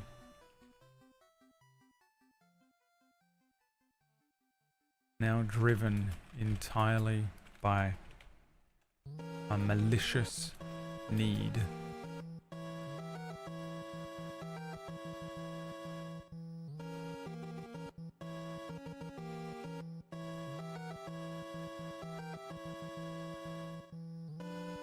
Become wealthy, avenge their parents by returning the world to nature, and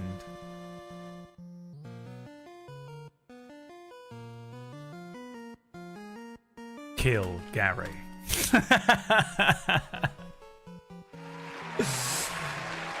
Yes. Okay. D&D Fiend list. God, there's fucking loads of them.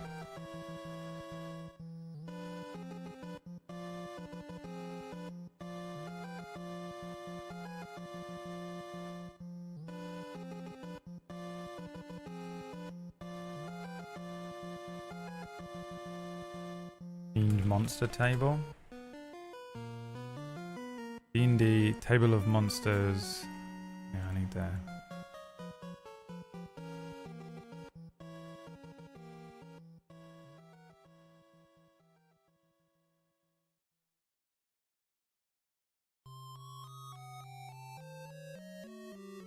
I thought it was indirectly oppose Gary. He does indirectly oppose Gary. He still wants to kill Gary and steal his money.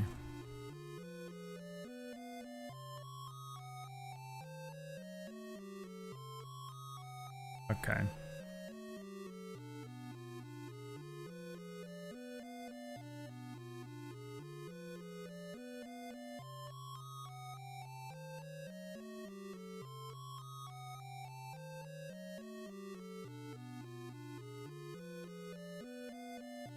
There are so...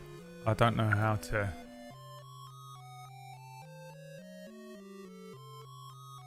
pick one of these at random. I don't know how many things are on here. I guess we have to count them one by one. 1, 2, 3, 4, 5, 6, 7, 8, 9, 10, 11, 12, 13, 14, 15, 16, 17, 18, 19, 20, 21, 22, 23, 24, 25, 26, 27, 28, 29, 30, 31, 32, 33, 34, 35, 36, 37, 38, 39, 40, 41, 42, 43, 44, 45, 46, 47, 48, 49, 50, 51. Actually, let me just do a quick check here.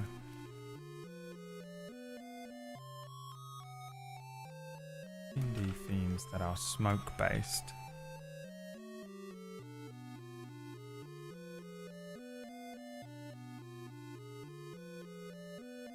Are shadow based. Shadow demons.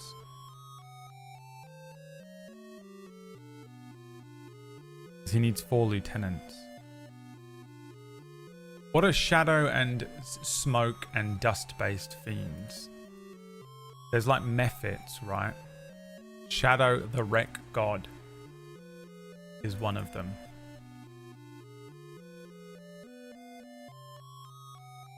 Lieutenants.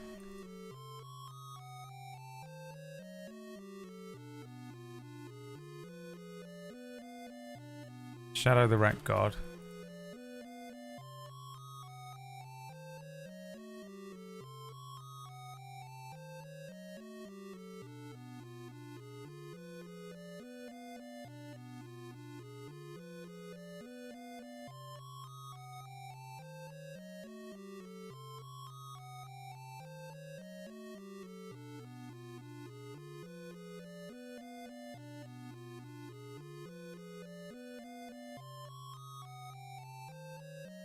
One, 2, 3. 185. There's also Molmoth. 1, 2, 3, 4, 5. Ineg. 6, 7, 8. And Korzath. Now, Shadow the Wreck God.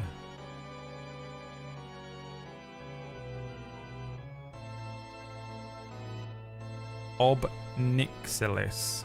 What is that?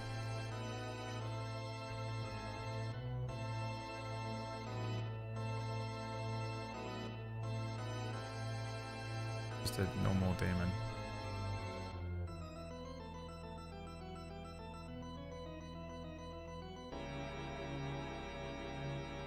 Alright, fuck, I should have just stuck with what I was doing.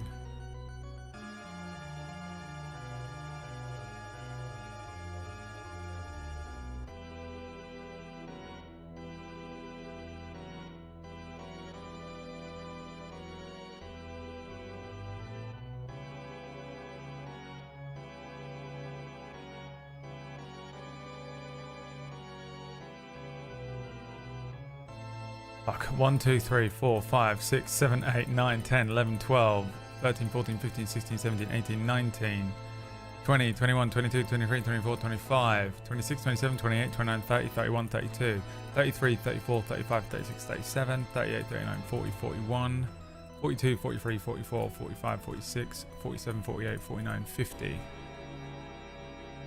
51, 52, 53, 54, 55, 56, 57, 58, 59, 60, 61, 62, 63, 64, 66, 67, 68, 69, 70, 71, 72, 73, 74, 75, 76, 77, 78, 79, 80, 81, 82, 83, 84, 85, 86, 87, 88, 89, 90, 91, 92. Shadow the Red God is number 10. 1, 2, 3, 4, 5, 6, 7, 8, 9, 10. Aminuzo. Oh, it's this again.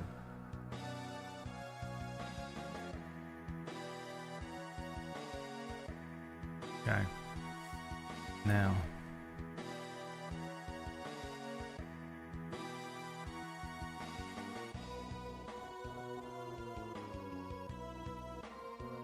What level is Gary?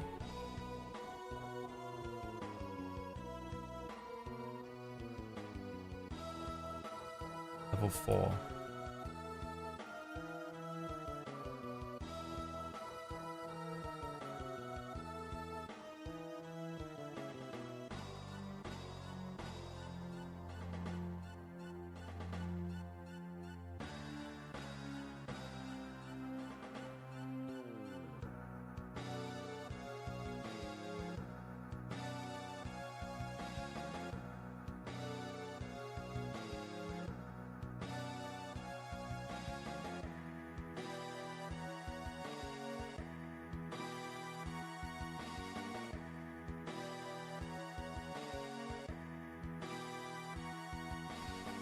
Shadow the Rat God is an Amnesu.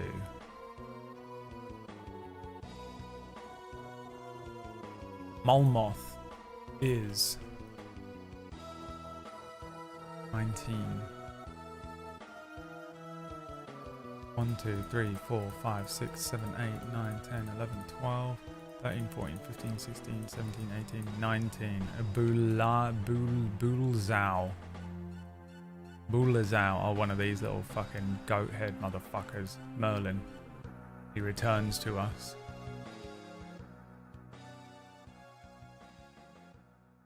Ineg is 25.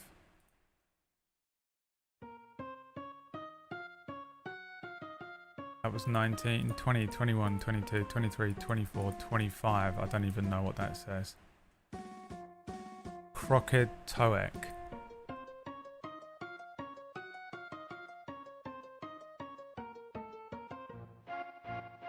Ineg is a Kroketoek. And then Korzeth, the final lieutenant, is 8.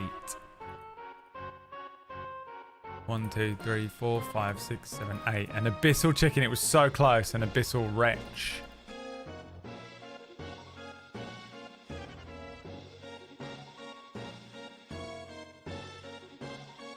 For 2 subs, I'll change it to an Abyssal Chicken.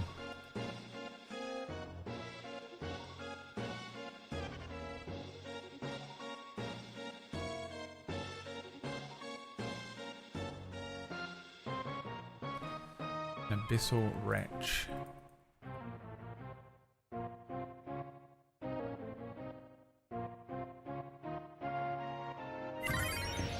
Chicken.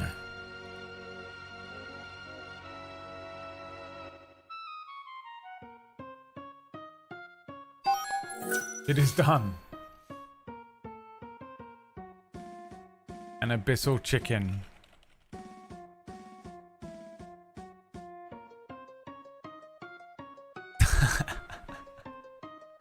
A testicle.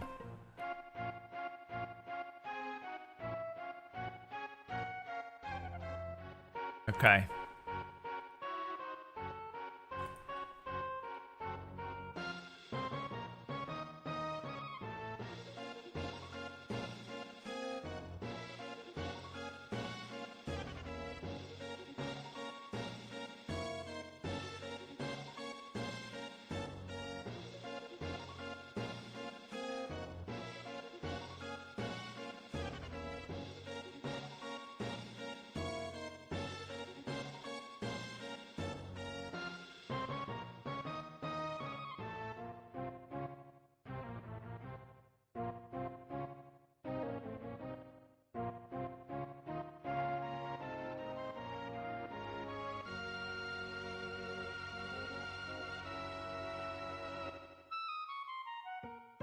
Seek medical help. If your testicle looks like that, please.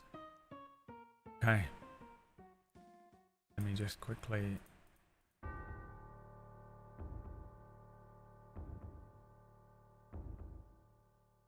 We have created a villain.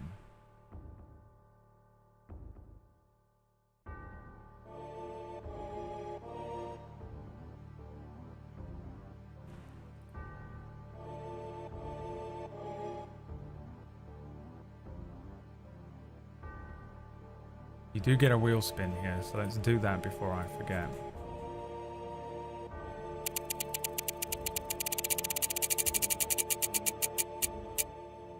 You get an item.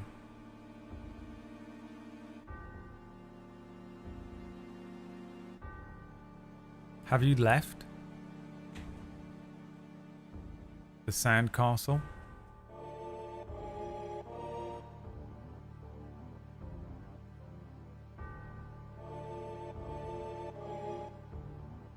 No, we haven't. Gary breaks a piece off. A little crystal. A little sand crystal.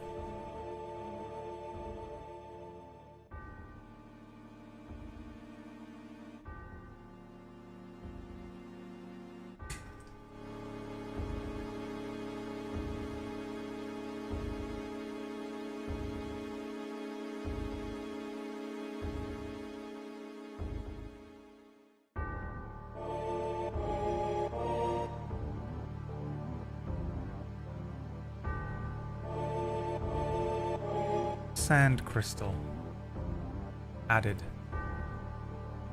Bio item. Sand crystal. What does it do?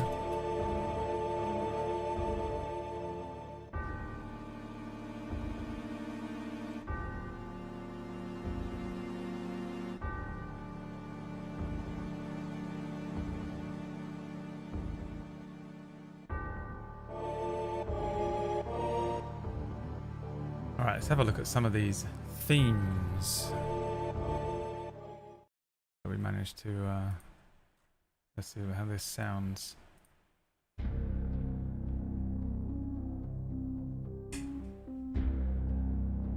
Already good. The theme of Saber.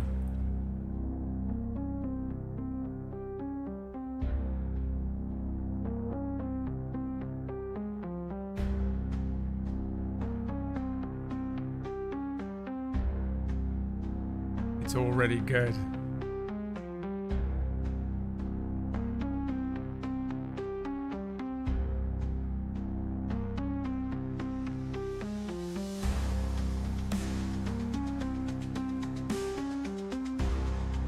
I'm already so into it, I'm keeping it. It's done. They did it in one. Does it have an ending? Can you provide us with an ending?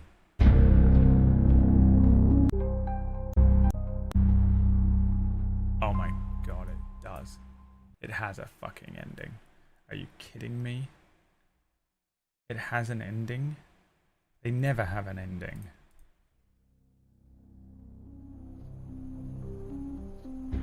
Gary and Seg are relaxing,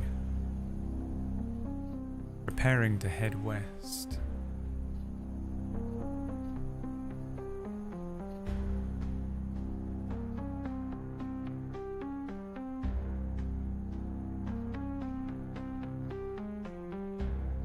When Gary, the hairs along Gary's 6 arms stand on end. The sand around him starts to tremble and move as if something is coming this way. Gary looks at Seg, Seg looks at Gary, and a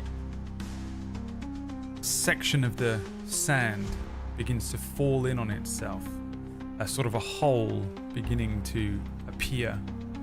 From this hole, smoke and wisps of mist appear. This is how you test music? No, we're just back into the game right now. The game's continuing. We did the thing that I said I would do. We created a random villain. And now that villain is on their way.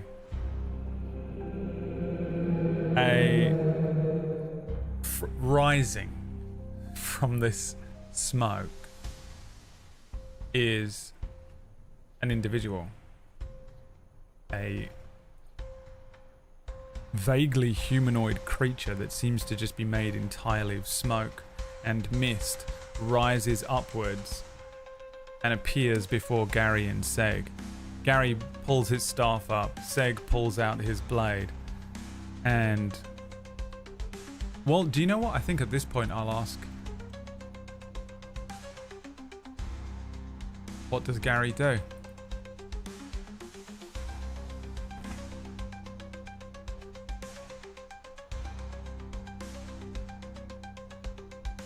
Go west. Say hello. Hides in the sand itself. Scream. Moonbeam it. Button press.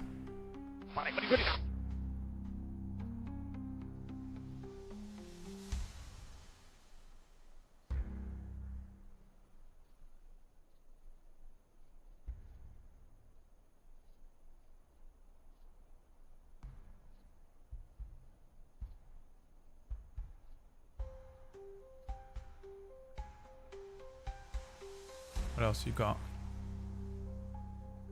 Ploymorph, because that's what it says, and we know the rules. Big bad. Propose a dance off. Thunderwave. Say nothing. Activate monologue. Is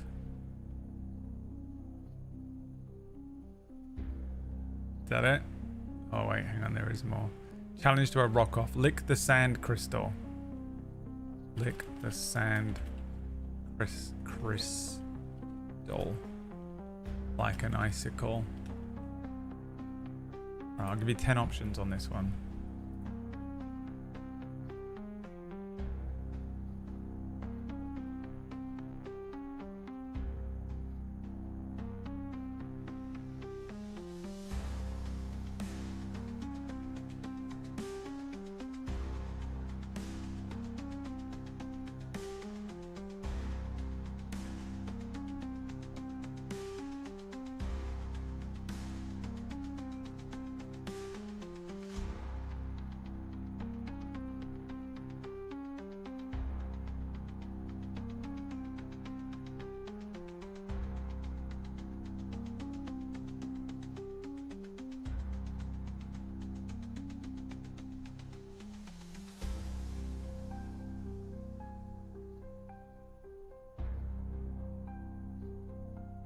The choice is yours.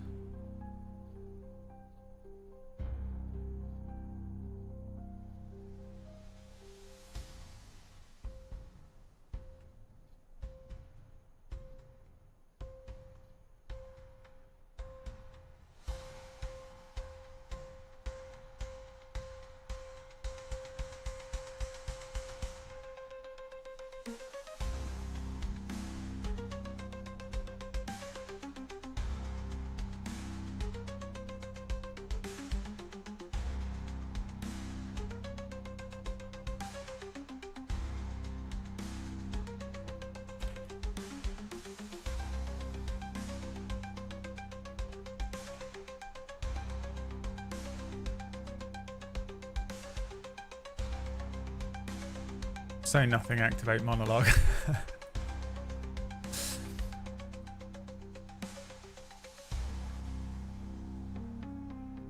Okay.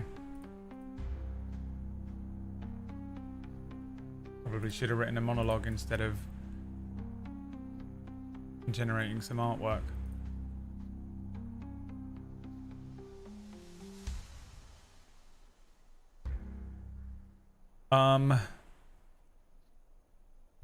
This individual rises up from the sand. It is nighttime. Seg and Gary stand quietly before this smoke that takes a kind of vaguely humanoid form. You get the sense of wings, you get the sense of 2 arms, 2 legs, and you get the sense of 2 eyes that are really just areas of smoke that are missing. There are 2 horns that wisp and shift in shape and size on the top of this being as it appears in front of you.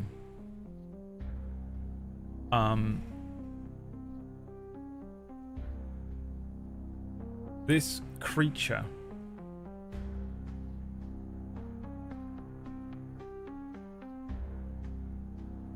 stares for a moment intently at Gary, with not a single thing, not even aware, I don't think, of Seg. Gary stares back at it, and the creature speaks and says, "The one who wishes to bring the rain. I will bring the rain. I will return this world to what it once was. It will not be you. I have worked in silence, in the shadows, for too long to have you squander it, to have you take my moment away from me. I know not why you travel across this desert. I know not why you wish to return this world to what it was, but I will have you end your folly now, or you will die before the might of Saber."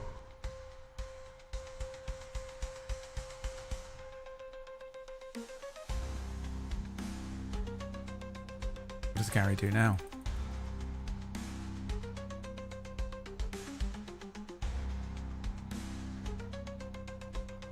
The choice is yours.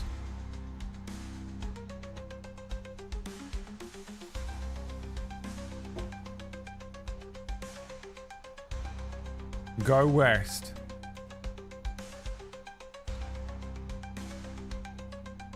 Master Ball Saber.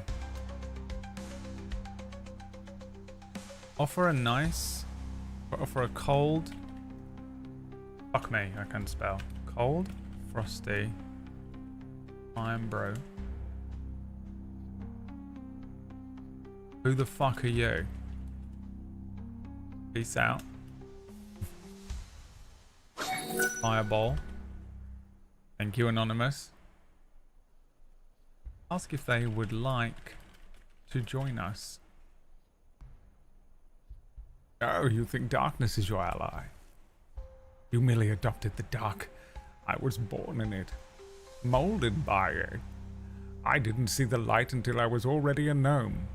By then it was nothing to me but blinding. The way he screams blinding is always going to be mental to me.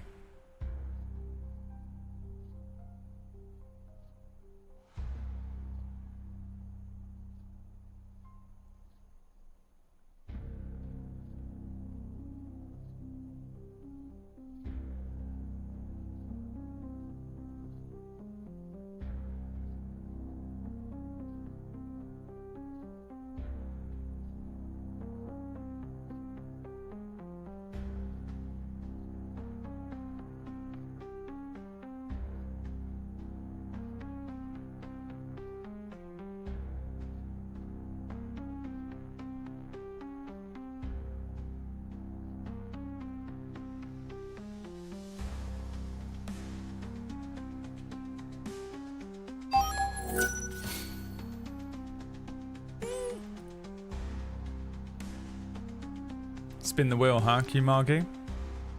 That's what you'd rather do?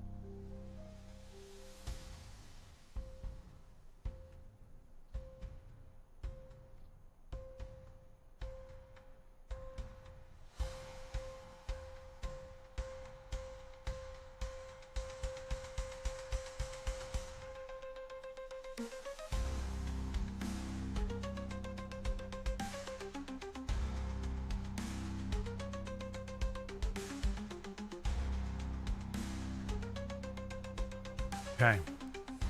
You're going to offer him a nice frosty iron bro. Yeah?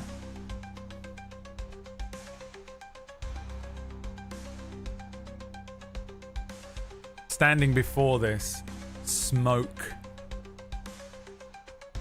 of an individual, Gary with his 6 arms, 2 gripping the staff, pulls from his pocket an iron bro and says, "Right, let's all just calm down. Okay, I don't know who you are.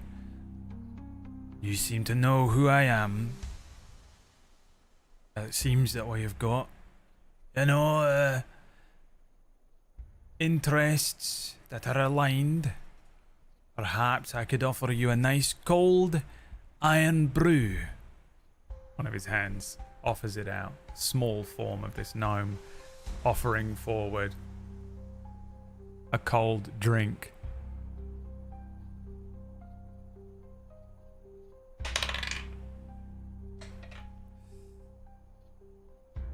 Roll me a persuasion check.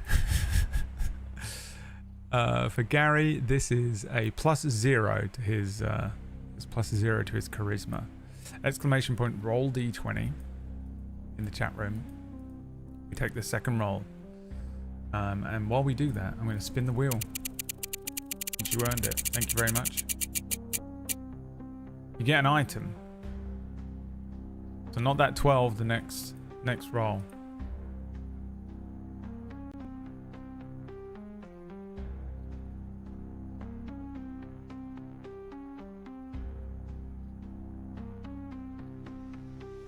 A 4.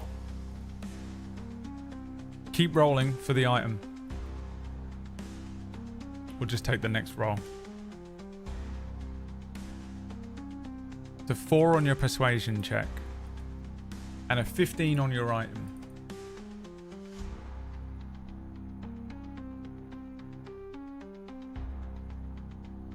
Oh, that's the wrong one. Hold on.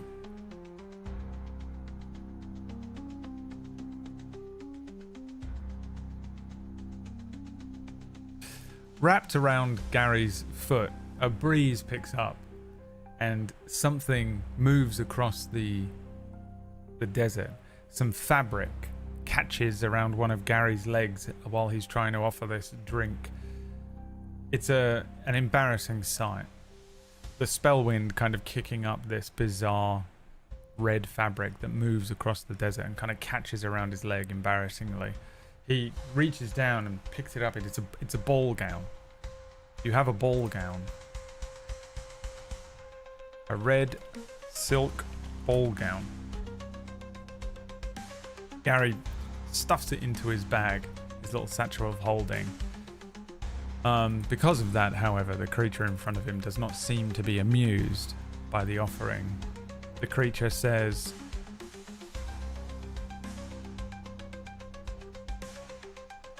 When I am finished with you, you will wish you were better.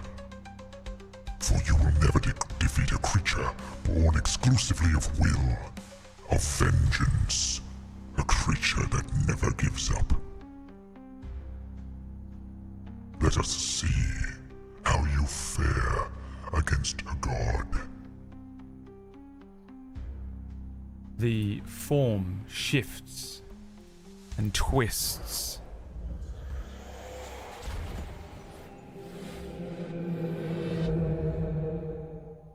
And another figure stands before you. Shadow the Wreck God.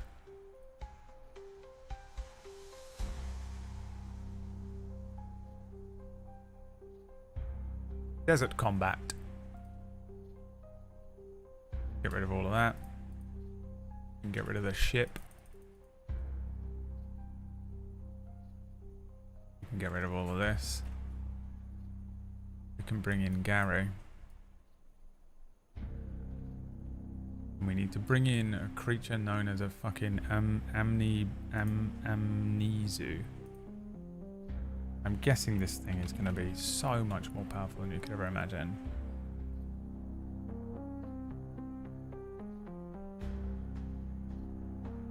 It's challenge rating of 18.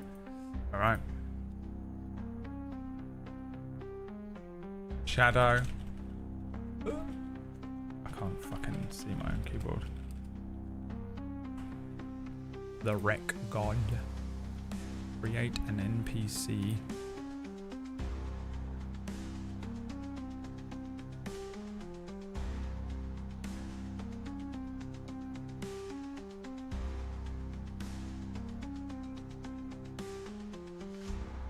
This is a medium fiend. With an AC of 15. HP of 39. A speed of 30 feet with a flying speed of 30 feet. With a strength of 12. A dex of 14. A con of 14. An int of 16. A whiz of 12. Charisma of 15. There's a +5 to its intelligence saving throws. +3 to its wisdom. And a +4 to its charisma. It has resistances against cold, bludgeoning, piercing, slashing from non-magical. It is immune to fire and poison. It is condition immune to poisoned. It has dark vision. It's fucking telepathic. It's a CR2. It has spell casting.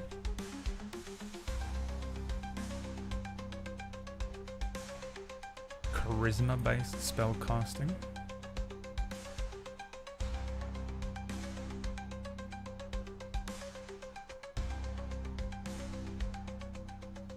But it has innate spell casting.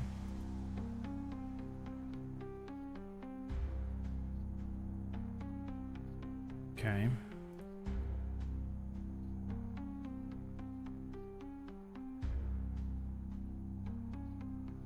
It has minor illusion,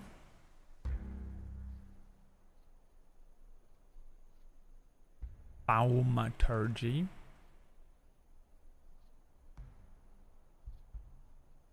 command,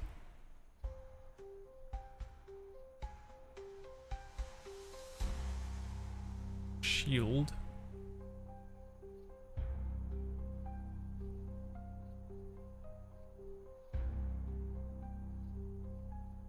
has multi-attack.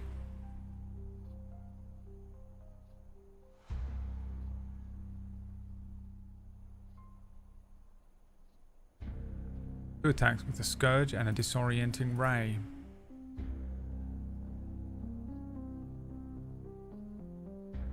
Scourge. There's a +3 to hit. Reach of 5 foot. Do 1d8 plus 2 slashing damage.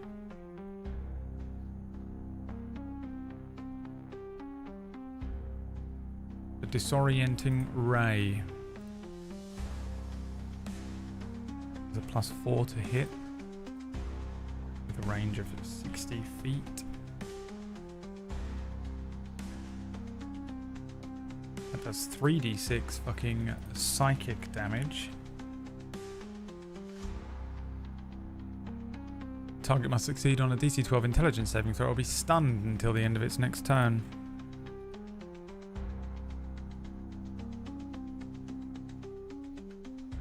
It also has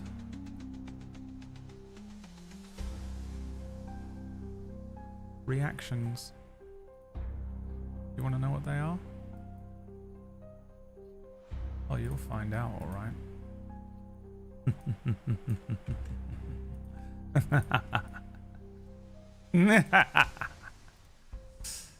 Shadow. The Wreck God.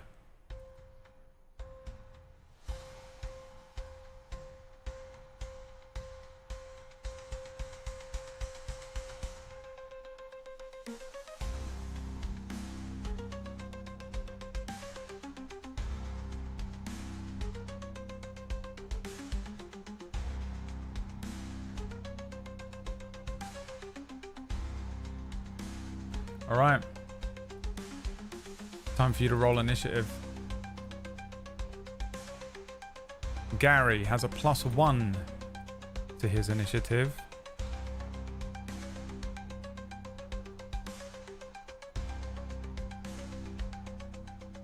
Seg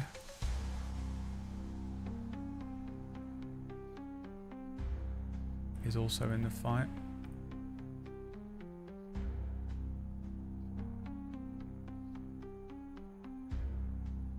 Rolled a 13. Let's see what Shadow the Ret God rolls. A 19.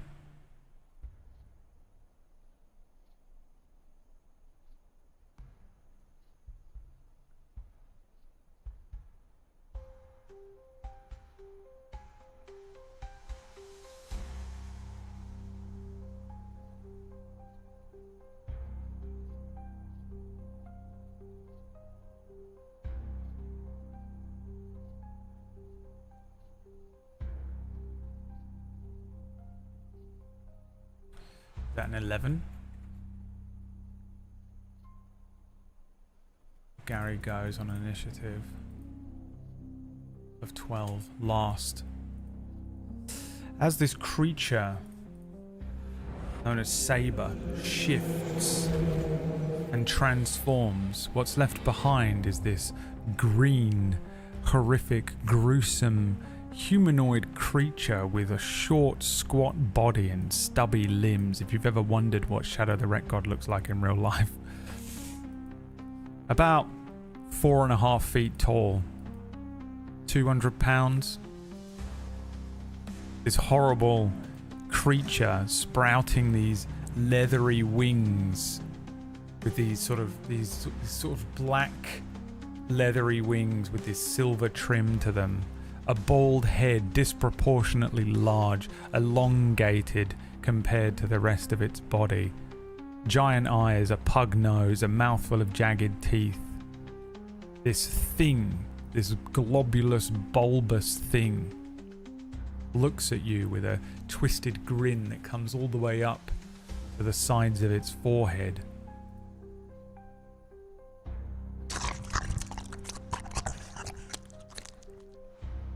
I am Shadow the Ret God. You will die. The first thing it's going to do is launch a disorienting ray at you. Actually, you know what? It flies forward, suddenly moving with great speed. It appears between both Gary and Seg. As it flies forward, the bulbous, twisted face distorts and a wave of energy launches towards Gary. Gary needs to make an intelligence saving throw. So you can start rolling. We take the second roll.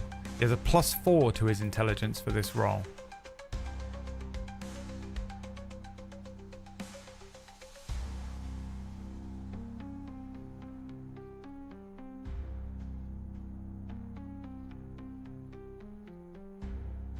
I'd like to remind everybody you can spin the wheel for a Deus Ex Machina.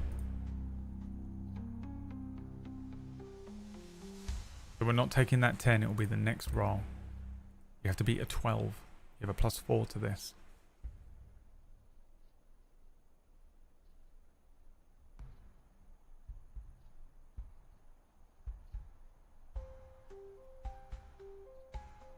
Keep rolling. Gnome Cunning gives advantage on intelligence save. Is that true? Where's Gnome Cunning? You have advantage on all intelligence, wisdom, and charisma saving throws against magic. Is this magic? I guess it is. A 12. It's enough. You've already made it, so you're fine. You can keep rolling if you want, but you still take the damage, but you are not stunned.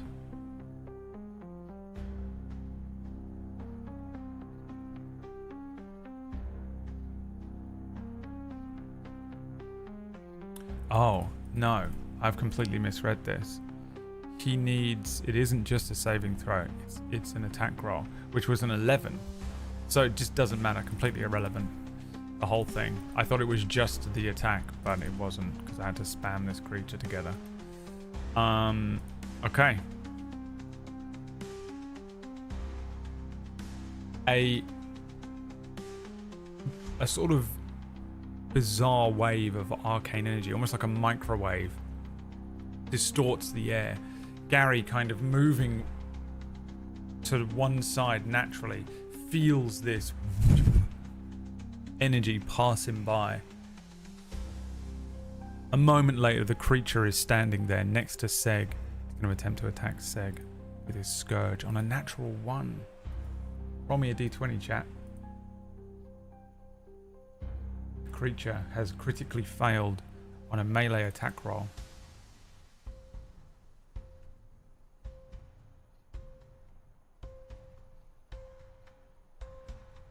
Not that 6. Next one.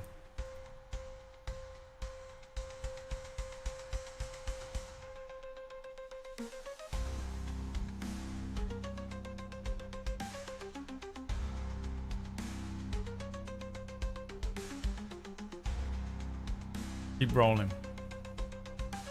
You know what time it is.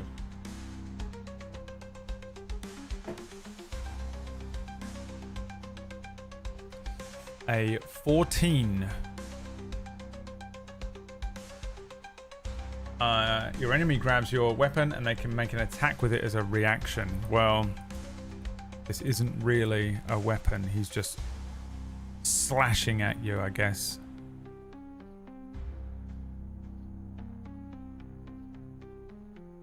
With his hands. What has he got? Disgusting long hands. So, nothing happens. It is now Seg's turn. The creature standing in between Seg and Gary. The stench he smells of urine and feces. As soon as he gets closer, just a waft of awful stench. Seg. I guess Seg will attack with his longsword here. A 16 against this creature's AC is a hit. Seg is going to deal 7 slashing damage as he sort of narrowly avoids this creature's hand launching outwards. Seg pulls his own blade out and runs it across this creature. Cutting this creature that lets out another wave of that stench. It has kind of a bizarre bubbling green blood that runs down its shoulder, but the smell is overwhelming. It's awful. Seg has an action surge. Would you like to use the action surge? You can do an additional attack. He also has advantage on his attacks at the moment because he's got pack tactics.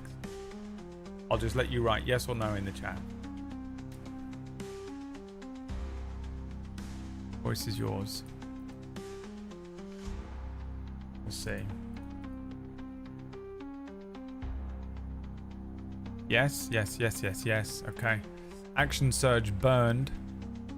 Another attack. Natural 20.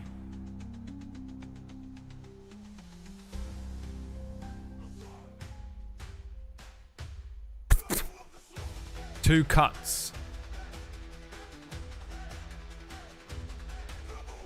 He deals an additional 12 damage to the creature, cutting its shoulder, and then as the creature kind of moves in one direction, he realizes that Seg is behind him.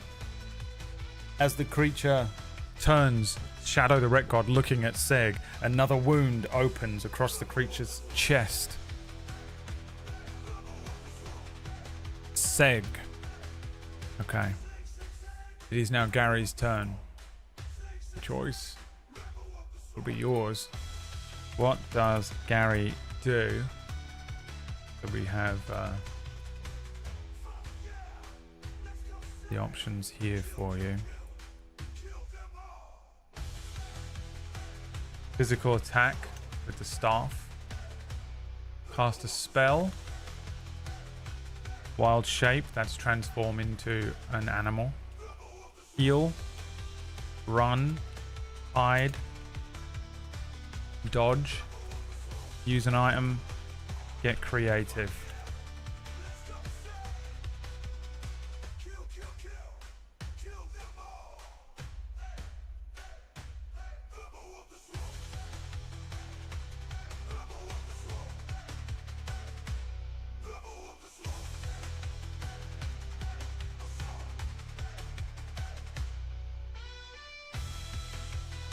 Do each of our arms get an opportunity attack? No.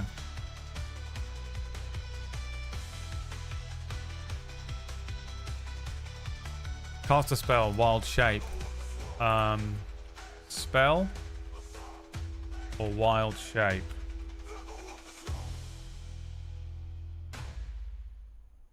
Which? Which one?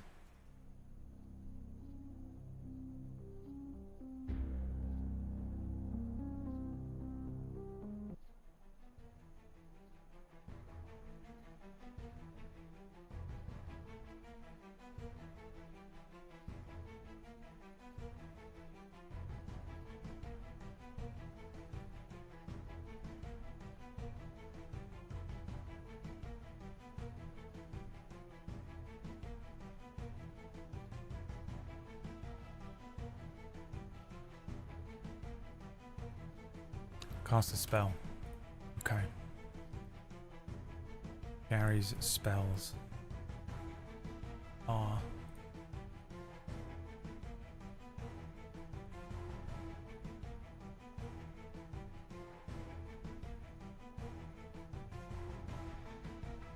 Horn Whip, the creature. Infestation is summon a bunch of bugs on the creature. Thunder Wave might hit Seg. Fairy Fire lights the creature up for advantage on attacks. Ice Knife.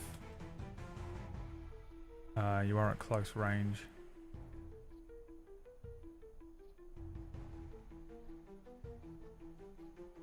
Moonbeam, which is a particle cannon of divine energy, I think. Divine energy or fire? Radiant damage.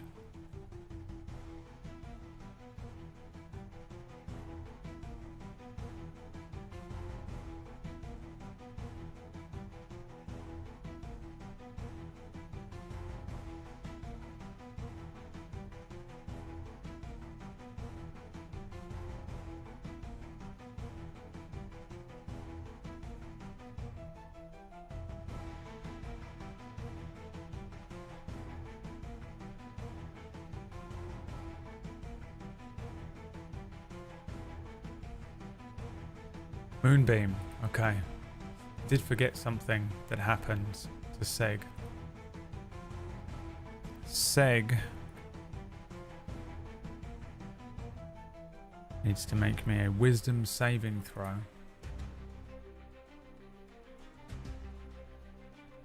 A 16 is a make, I think. Yep. Okay.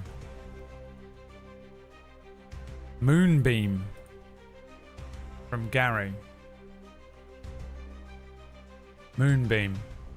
A silvery beam of pale light shines down in a 5-foot radius, 40-foot high cylinder centered on a point within range.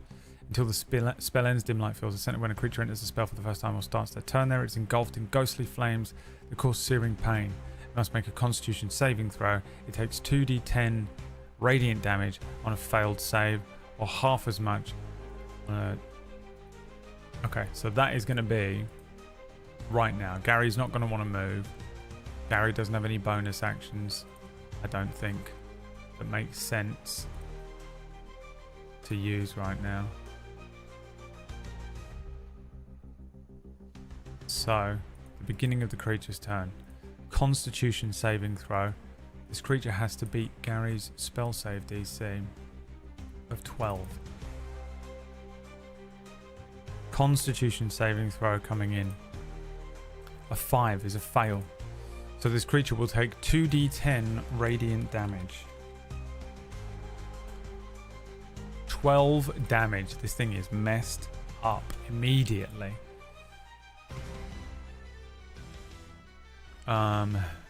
Failed save. A shape changer makes a saving throw. Blah blah blah blah. Okay. The creature's turn. It is going to.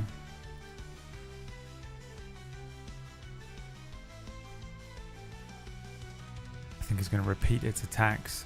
A disorienting ray towards Gary. A 7. A devastating miss from Shadow the Red God. And then a scourge towards Seg. On an 11, he misses. Seg. It is Seg's turn. Seg must attack with advantage. A natural 20 again.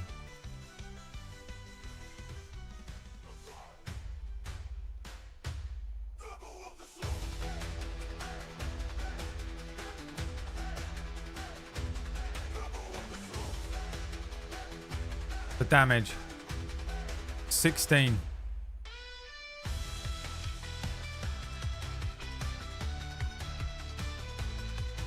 Seg.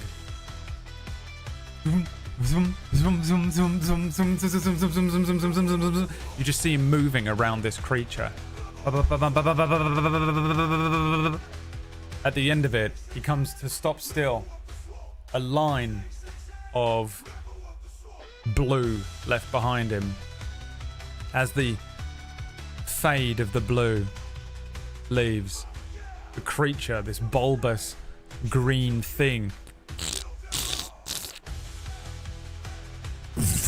explodes into gore and stench. Nothing but gore everywhere. You guys, a thing comes up at the top. Fatality. Perfect. You obliterated Shadow. The creature, Shadow the Ret God, says, Now, you may have defeated me, but you will never defeat the other lieutenants. There are 3 far more powerful creatures coming to get you, Gary. And even if you manage to kill them, you will never defeat Saber.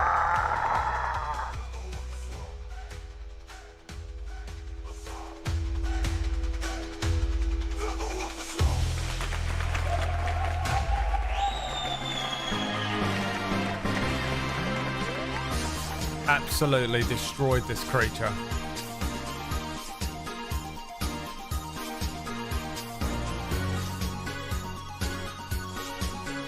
A thing comes up at the top of the screen.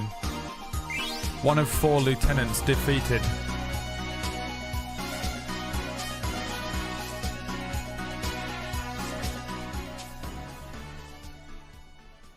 Gary turns to Seg and says, "What the fuck was all that?" Seg says, "I don't know. Saber, and he wants to be the one that brings nature back. What's his problem with you anyway?" "I don't know. I even gave him a chance to have an iron brew. I mean, if we're working towards the same thing, why does he want to kill me? I don't understand. And why did that thing smell like piss and shit?" It did smell like piss and shit, didn't it?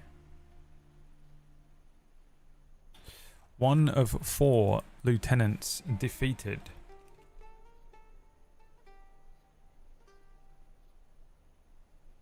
Shadow the Wreck God is sent back to whatever plane he came from.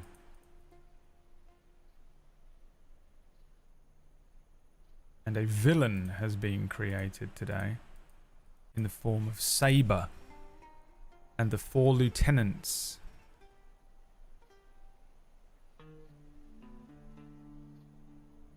Molmoth, Ineg, and Korzath await Gary.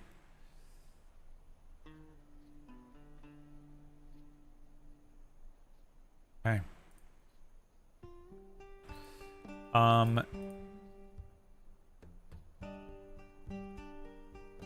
What does Gary do now?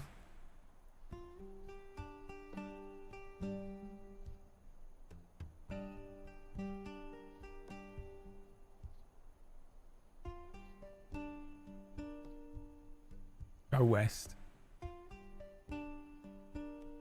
Worry. Loot. There is nothing to loot off of the corpse. It just exploded into gore. You want to fill a cup up with... Fill a vial with the putrid flesh of Shadow, the wreck god.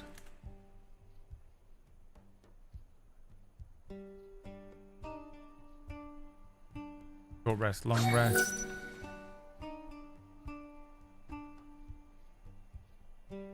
Investigate. Sand crystal. Thank you for the subs, Anonymous. Spin the wheel. Check on Sting. Sting's fine. Sting, there's no. Sting has like 1 HP. He's just on Gary.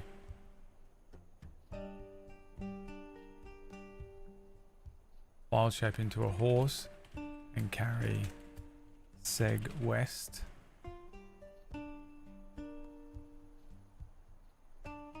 Alright, that'll do.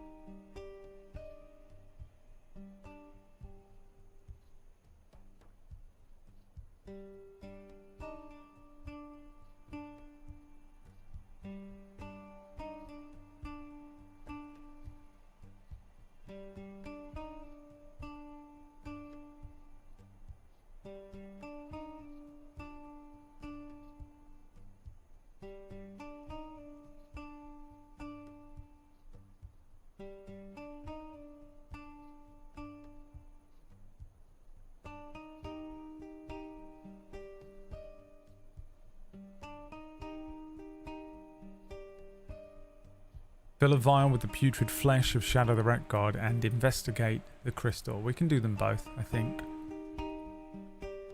I think we can do them both.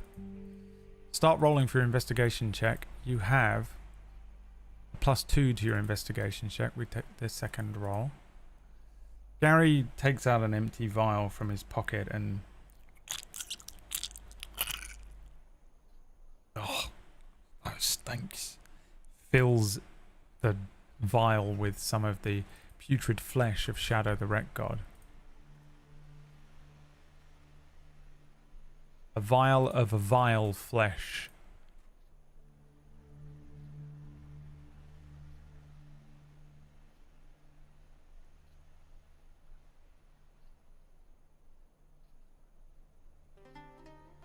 The flesh of Shadow the Wreck God.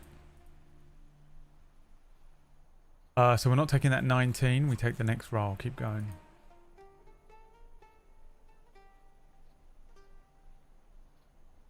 Keep going. 4 more subs and we get a wheel spin. A 10 +2 is a 12, which is a fail. You take a look at this crystal.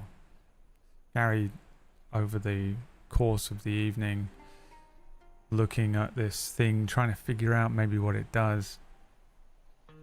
It does seem to have a magical property to it. Something about creating a memorial, transforming the sand into glass, and presenting this crystal to the Spellwind, to nature, has done something with this crystal, but Gary can't determine what it does, but he does determine that it is magical in nature.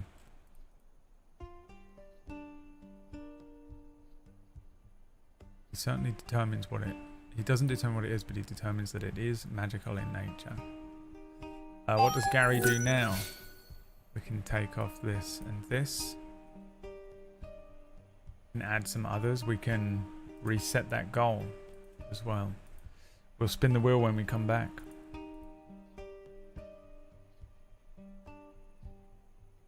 I've given you all the information you have. On a 12.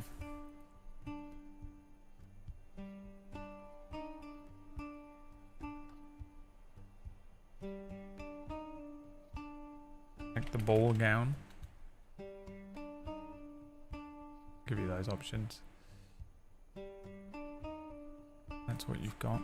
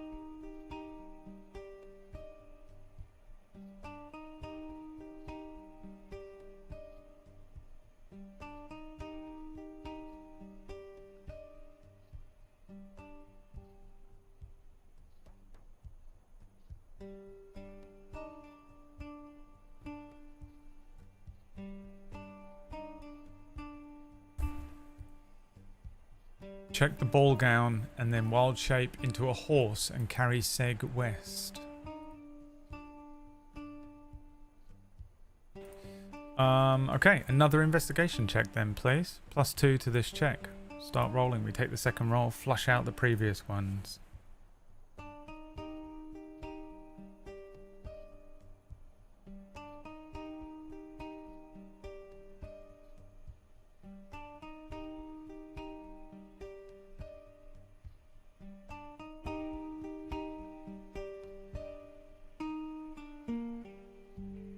Got a lot done today. Got some good music out of this.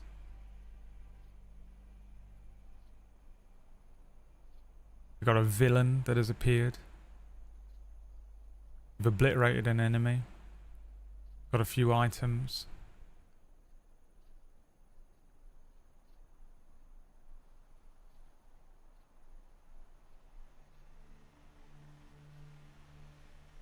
+2 to this investigation check on this ball gown.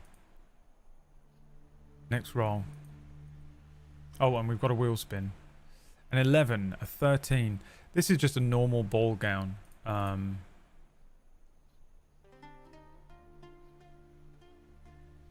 It is the Resident Evil dress.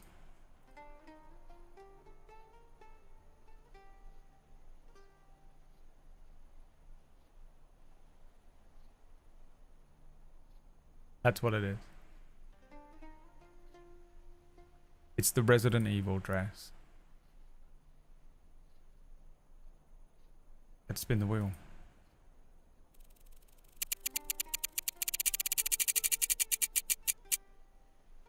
A merchant appears. While Gary and Seg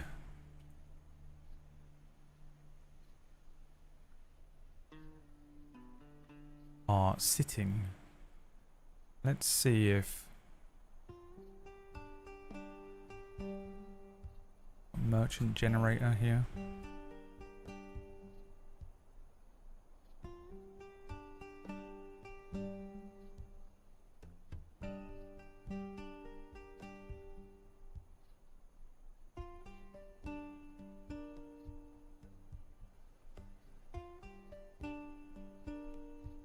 One, 2, 3, 4, 5, 6, 7, 8.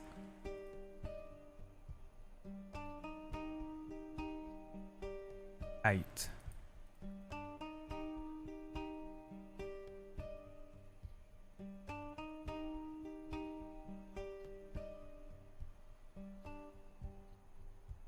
And a D6.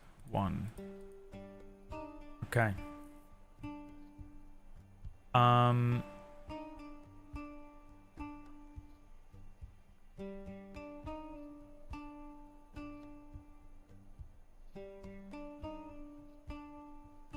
While you're sitting, Seg and Gary, in this desert, there's the sound of a camel Gary and Seg stand up, hands to weapons. The camel moves across one of the dunes, and you recognize it's pulling a tiny little cart behind it. The cart is almost a sled, really, more than anything. This kind of bizarre sled with a box on the back of it, a huge box that is covered over. On top of the camel, covered in sort of cream wraps with some red parts and inlays, is a sort of tall and very thin looking human. Nothing but his eyes appear through the wraps as he looks over and says, "Oh, bloody hell! Certainly wasn't expecting to see you out here. What are you doing out here? Are you bloody lost?" Gary says, "No, we're not lost. Well, we're kinda lost, but we kinda know where we are as well. What are you doing out here? There's nothing here. Nothing for miles around." The man says, "Well, there might be things for miles around. You haven't left in a bloody long time, and the entire place is procedurally generated. For all you know, 1 mile that way is a D20 rolled randomized village." Gary says, "That's right. You're right. That's true. How could I know? I've never been here before." The man says, "I'm a trader of sorts. Would you be interested in purchasing some of my wares?" I potentially would. What have you got?" The chap jumps off the back of his camel and presents his wares. This guy has got... Here we go. "Would you like to purchase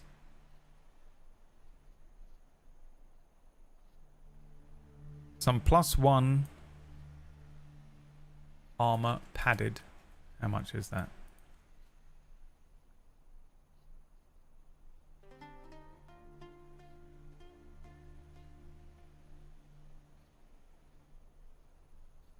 Doesn't say. Great.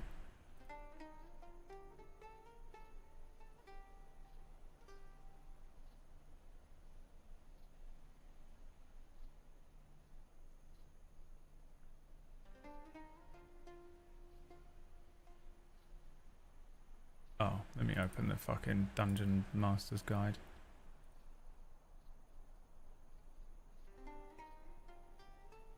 Gonna be quicker, innit?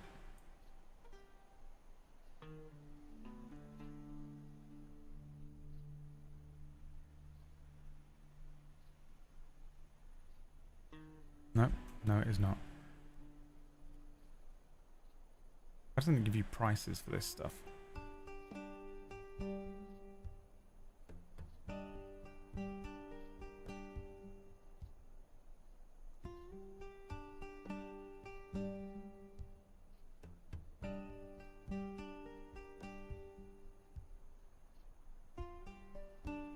It's based on the rarity, isn't it? I remember. Ah, classic.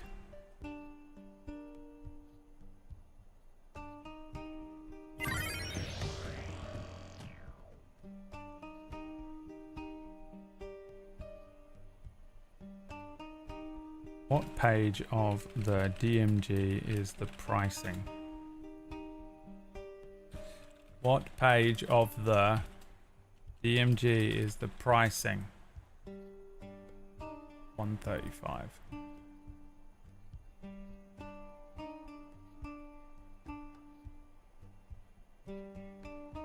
Okay. This is rare. This is like 500 gold pieces. Gary currently has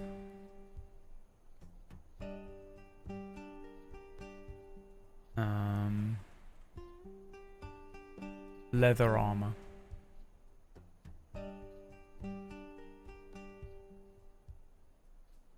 Hi Beers, I'm taking a shit. Okay. Thanks for letting us know. +1 quarterstaff.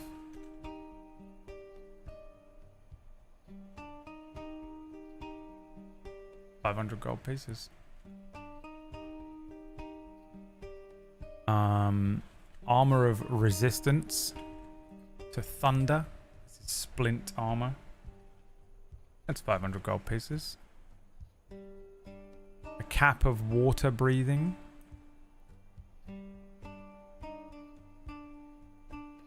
That is 100 gold pieces. Dust of sneezing and choking. 100 gold pieces. Plate armor of etherealness. That is 50,000 gold pieces. A potion of animal friendship. That is 100 gold pieces. A potion of diminution, which is 250 gold pieces. Spell scroll for alarm, which is 50 gold pieces. A spell scroll for fog cloud, which is 50 gold pieces. And a spell wrought tattoo of identify, which is 50 gold pieces. I don't know what that is. Spell wrought tattoo. Oh, these are those like magic tattoos that give you something. Produced by special needle, this magic tattoo contains a single spell of up to 5th level, which is identify, wrought on your skin by a magic needle. To use the tattoo, you must hold the needle against your skin and speak the command word. The needle turns ink into what becomes a tattoo, which appears on the skin in whatever design you like. Once the tattoo is there, you can cast its spell requiring no material components. The tattoo glows faintly while you cast the spell, and for the spell's duration, once the spell ends, the tattoo vanishes from your skin. So you get a one pop spell.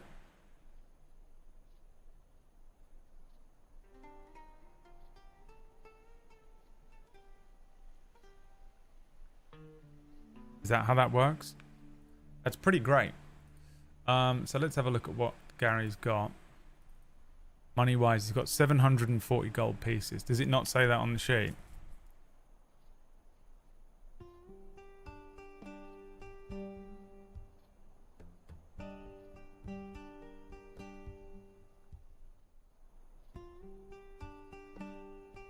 You've got gold coins and gold dust. You've got 740 gold, not 420. The sheet is incorrect. I must have print screened the wrong part. All I do is print screen it and splice it. 720 gold is what you have.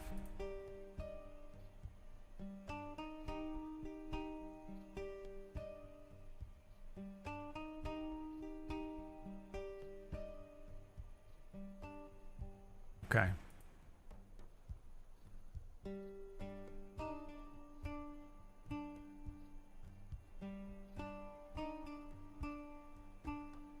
You can purchase these items if you would like.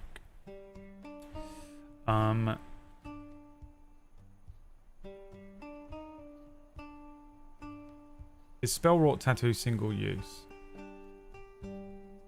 A single spell.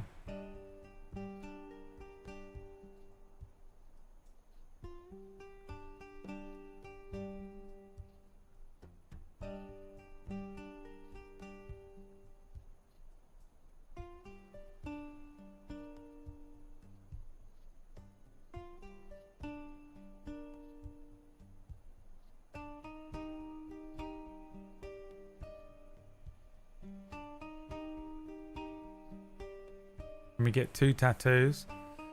I don't know. I guess so.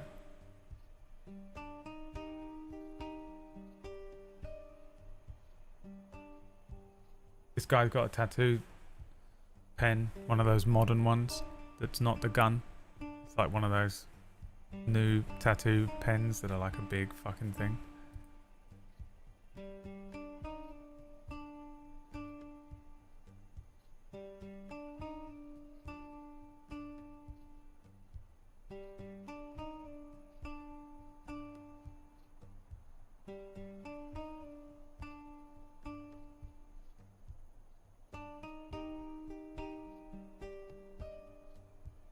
Okay, you're going to buy one of these tattoos. That is 50 gold pieces. Okay, you can vote again if you want to buy something else. Knocking 50 gold off of Gary's sheet right now. So you're down to 690. I didn't update it. You're down to 690.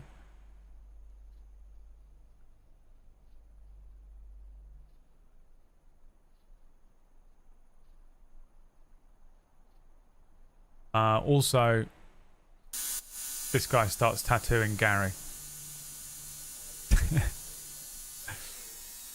Random tattoo generator.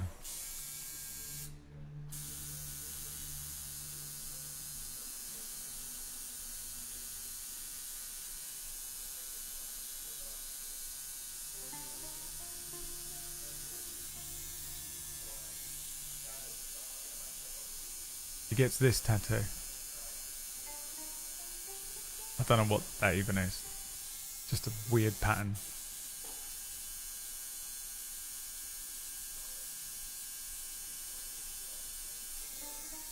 On one of his 6 biceps.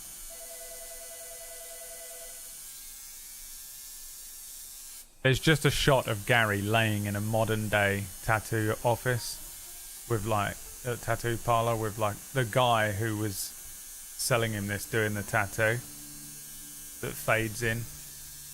Seg's just sitting in the background asleep.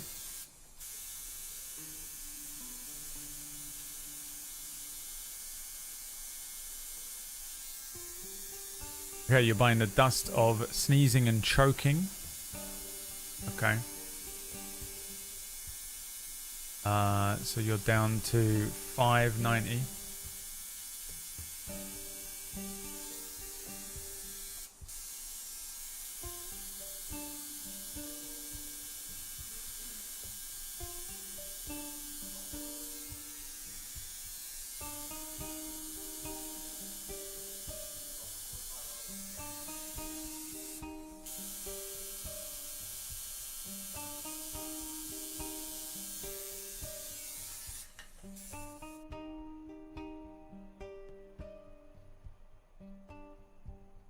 This man is not interested in buying the dress.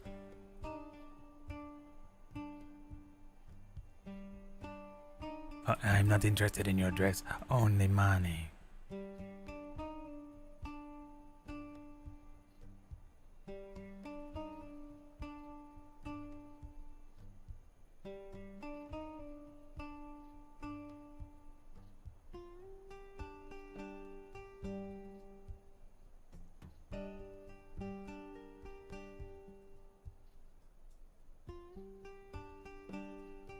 And then the quarterstaff, but only 6 of you, so hang on, let me just see here.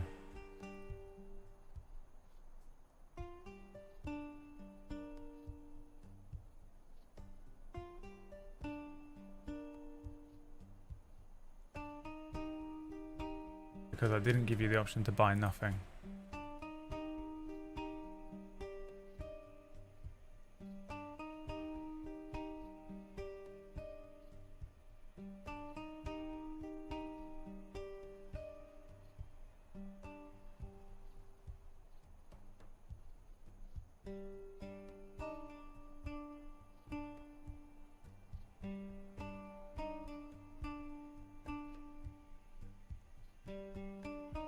Dust of sneezing and choking. The powder resembles very fine sand. When you use an action to throw a handful of the dust into the air, you and each creature that needs to breathe within 30 feet of you must succeed on a DC 15 con saving throw or be unable to breathe while sneezing uncontrollably. A creature affected in this way is incapacitated and suffocating. As long as it is conscious, a creature can repeat the saving throw at the end of each of its turns, ending the effect on a success. Okay. Pocket sand. Right, we're buying the quarterstaff as well.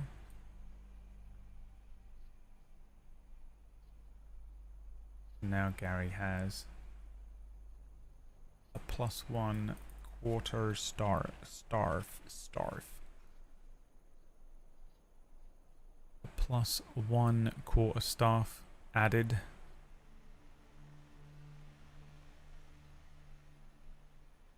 Yeah.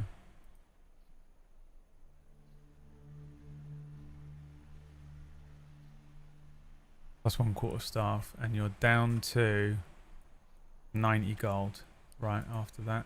Am I crazy? Yeah.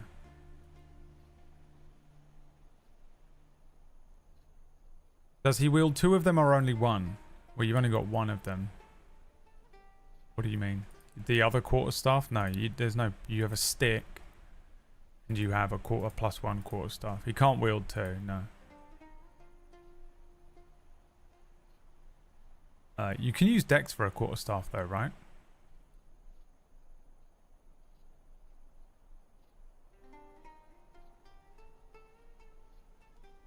What type of weapon is this?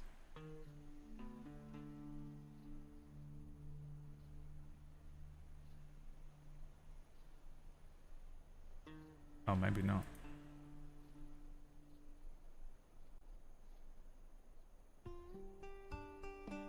It's versatile, so you can use it in 2 hands.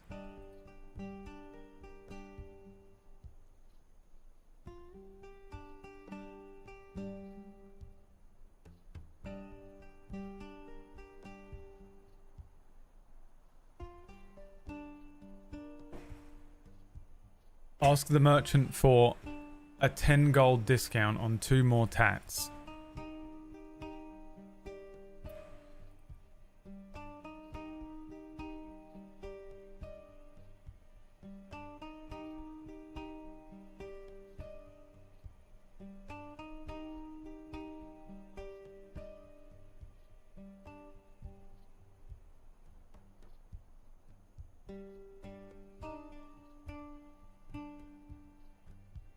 Two times spell rot tattoo special offer.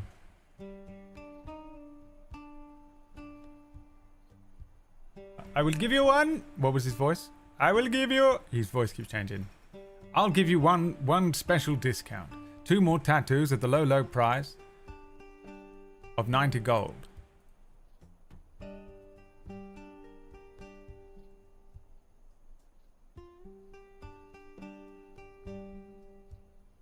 You spent a lot of money.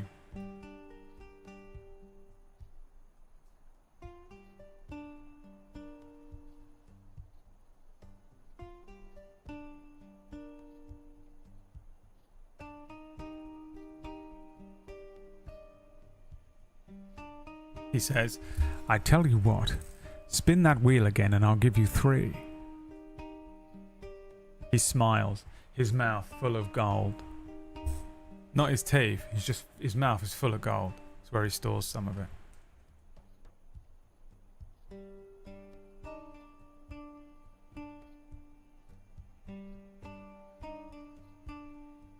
Starts tattooing you again.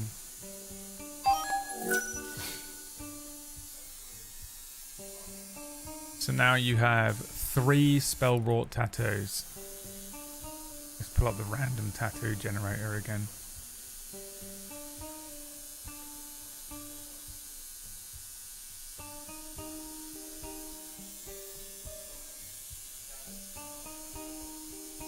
You get a whale and whatever the fuck that mess is.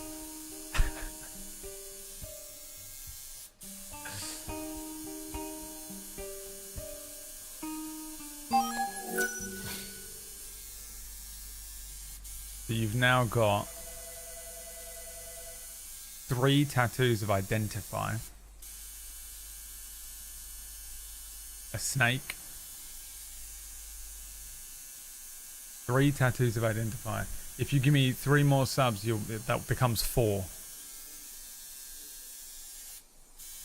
You got 30 seconds.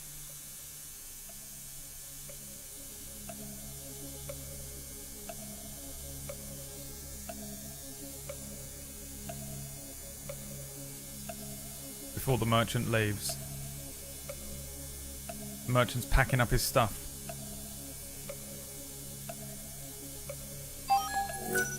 The merchant's packing up his stuff.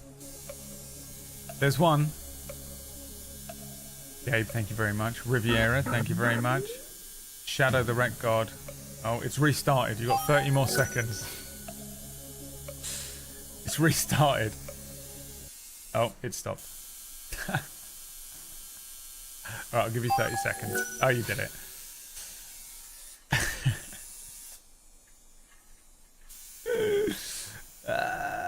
Okay, great, you did it. Congratulations.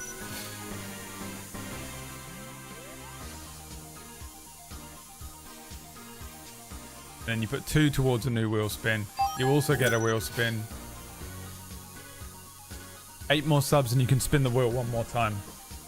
It counts as 2. I was too late. Alright, you get another tattoo of identifier. It looks like that. What is that, like a sugar skull or whatever they're called?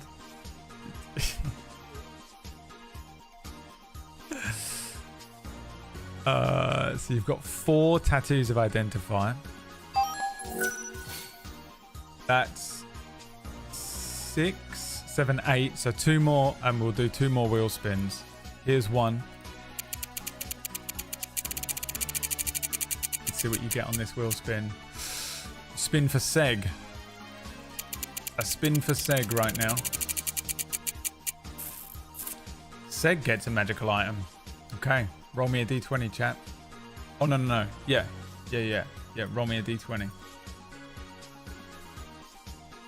You take the second roll. Seg gets a magic item.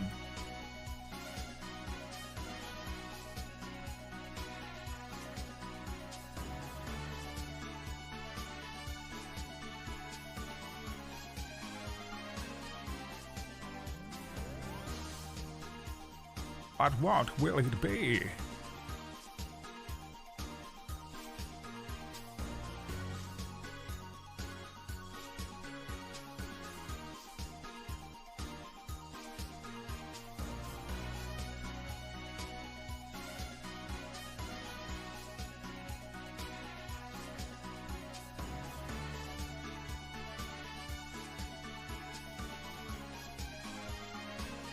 We'll take the second roll. Keep going. So a 20 from Riv. Holy shit, I think he can fly. 1, 2, 3. Oh my god. Oh my. What the fuck? Seg just got the fucking wings of flying. While wearing this cloak, you can use an action to speak its command word. This cloak turns into a pair of bat wings or bird wings for 1 hour until you repeat the command word as an action. The wings give you a flying speed of 60 feet. When they disappear, you can't use them again for 12 hours. Fuck off. Are you kidding me? Did you get another wheel spin? Did I miss it? Are you fucking kidding me? No, 1 more sub. 1 more sub and we'll spin the wheel 1 more time and then we're ending the session. 1 more sub and we'll spin the wheel 1 more time. You got 30 seconds. You got 30 seconds. Thank you very much, Bew, my love. Bew, Gabe, Shadow, Riv, Hugh Margie. Thank you very much for those resubs. Let's... Oh. Riv again. Spin the wheel. What do you win? Resistance to something. I'll let you have this next week. I'll let you have this next week. Today you were resistant to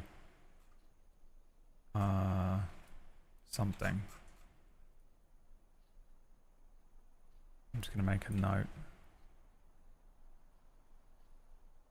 Make a little note here.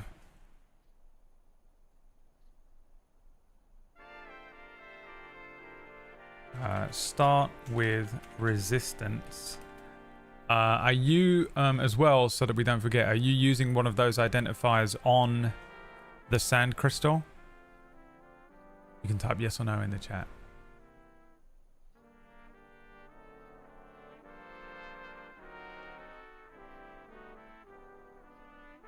Okay. But you can find out what it is next week. Because this is the end of today's session of The Legend of Gary. Thank you so much for playing. Thank you so much for gifting subs. You actually got some good fucking items out of that today. The wings of flying are insane. I will add the stats to Seg in a little bit. Good sesh, man. There was a lot. We didn't even move. Gary didn't move yet. Stood right there and all that stuff happened.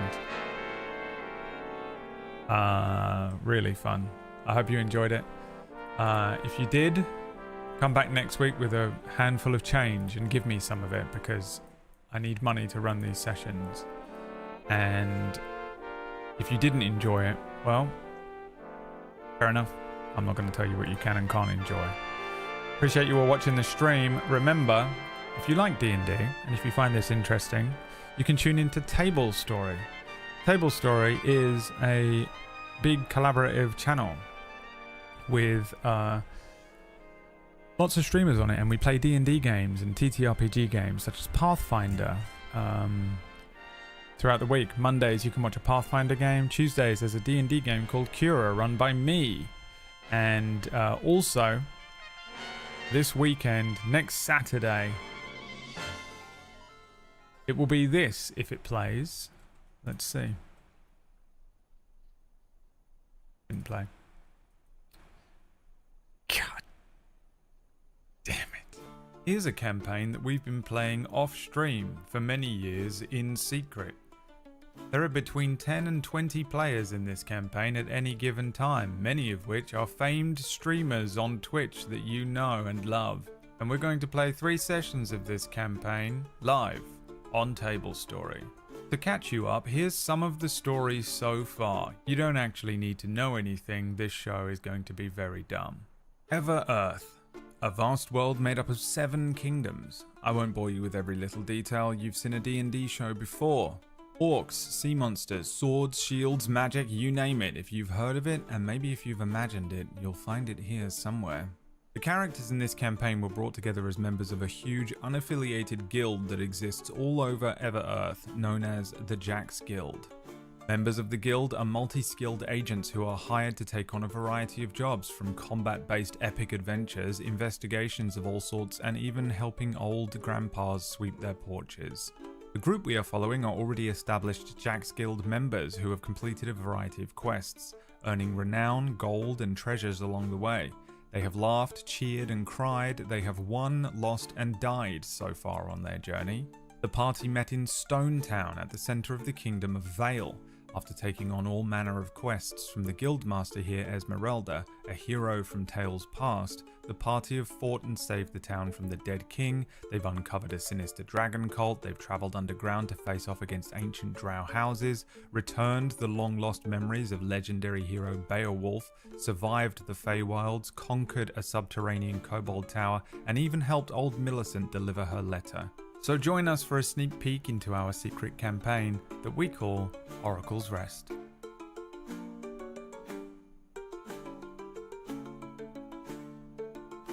Yes, it's next Saturday, and you know it is, you bastard orcish.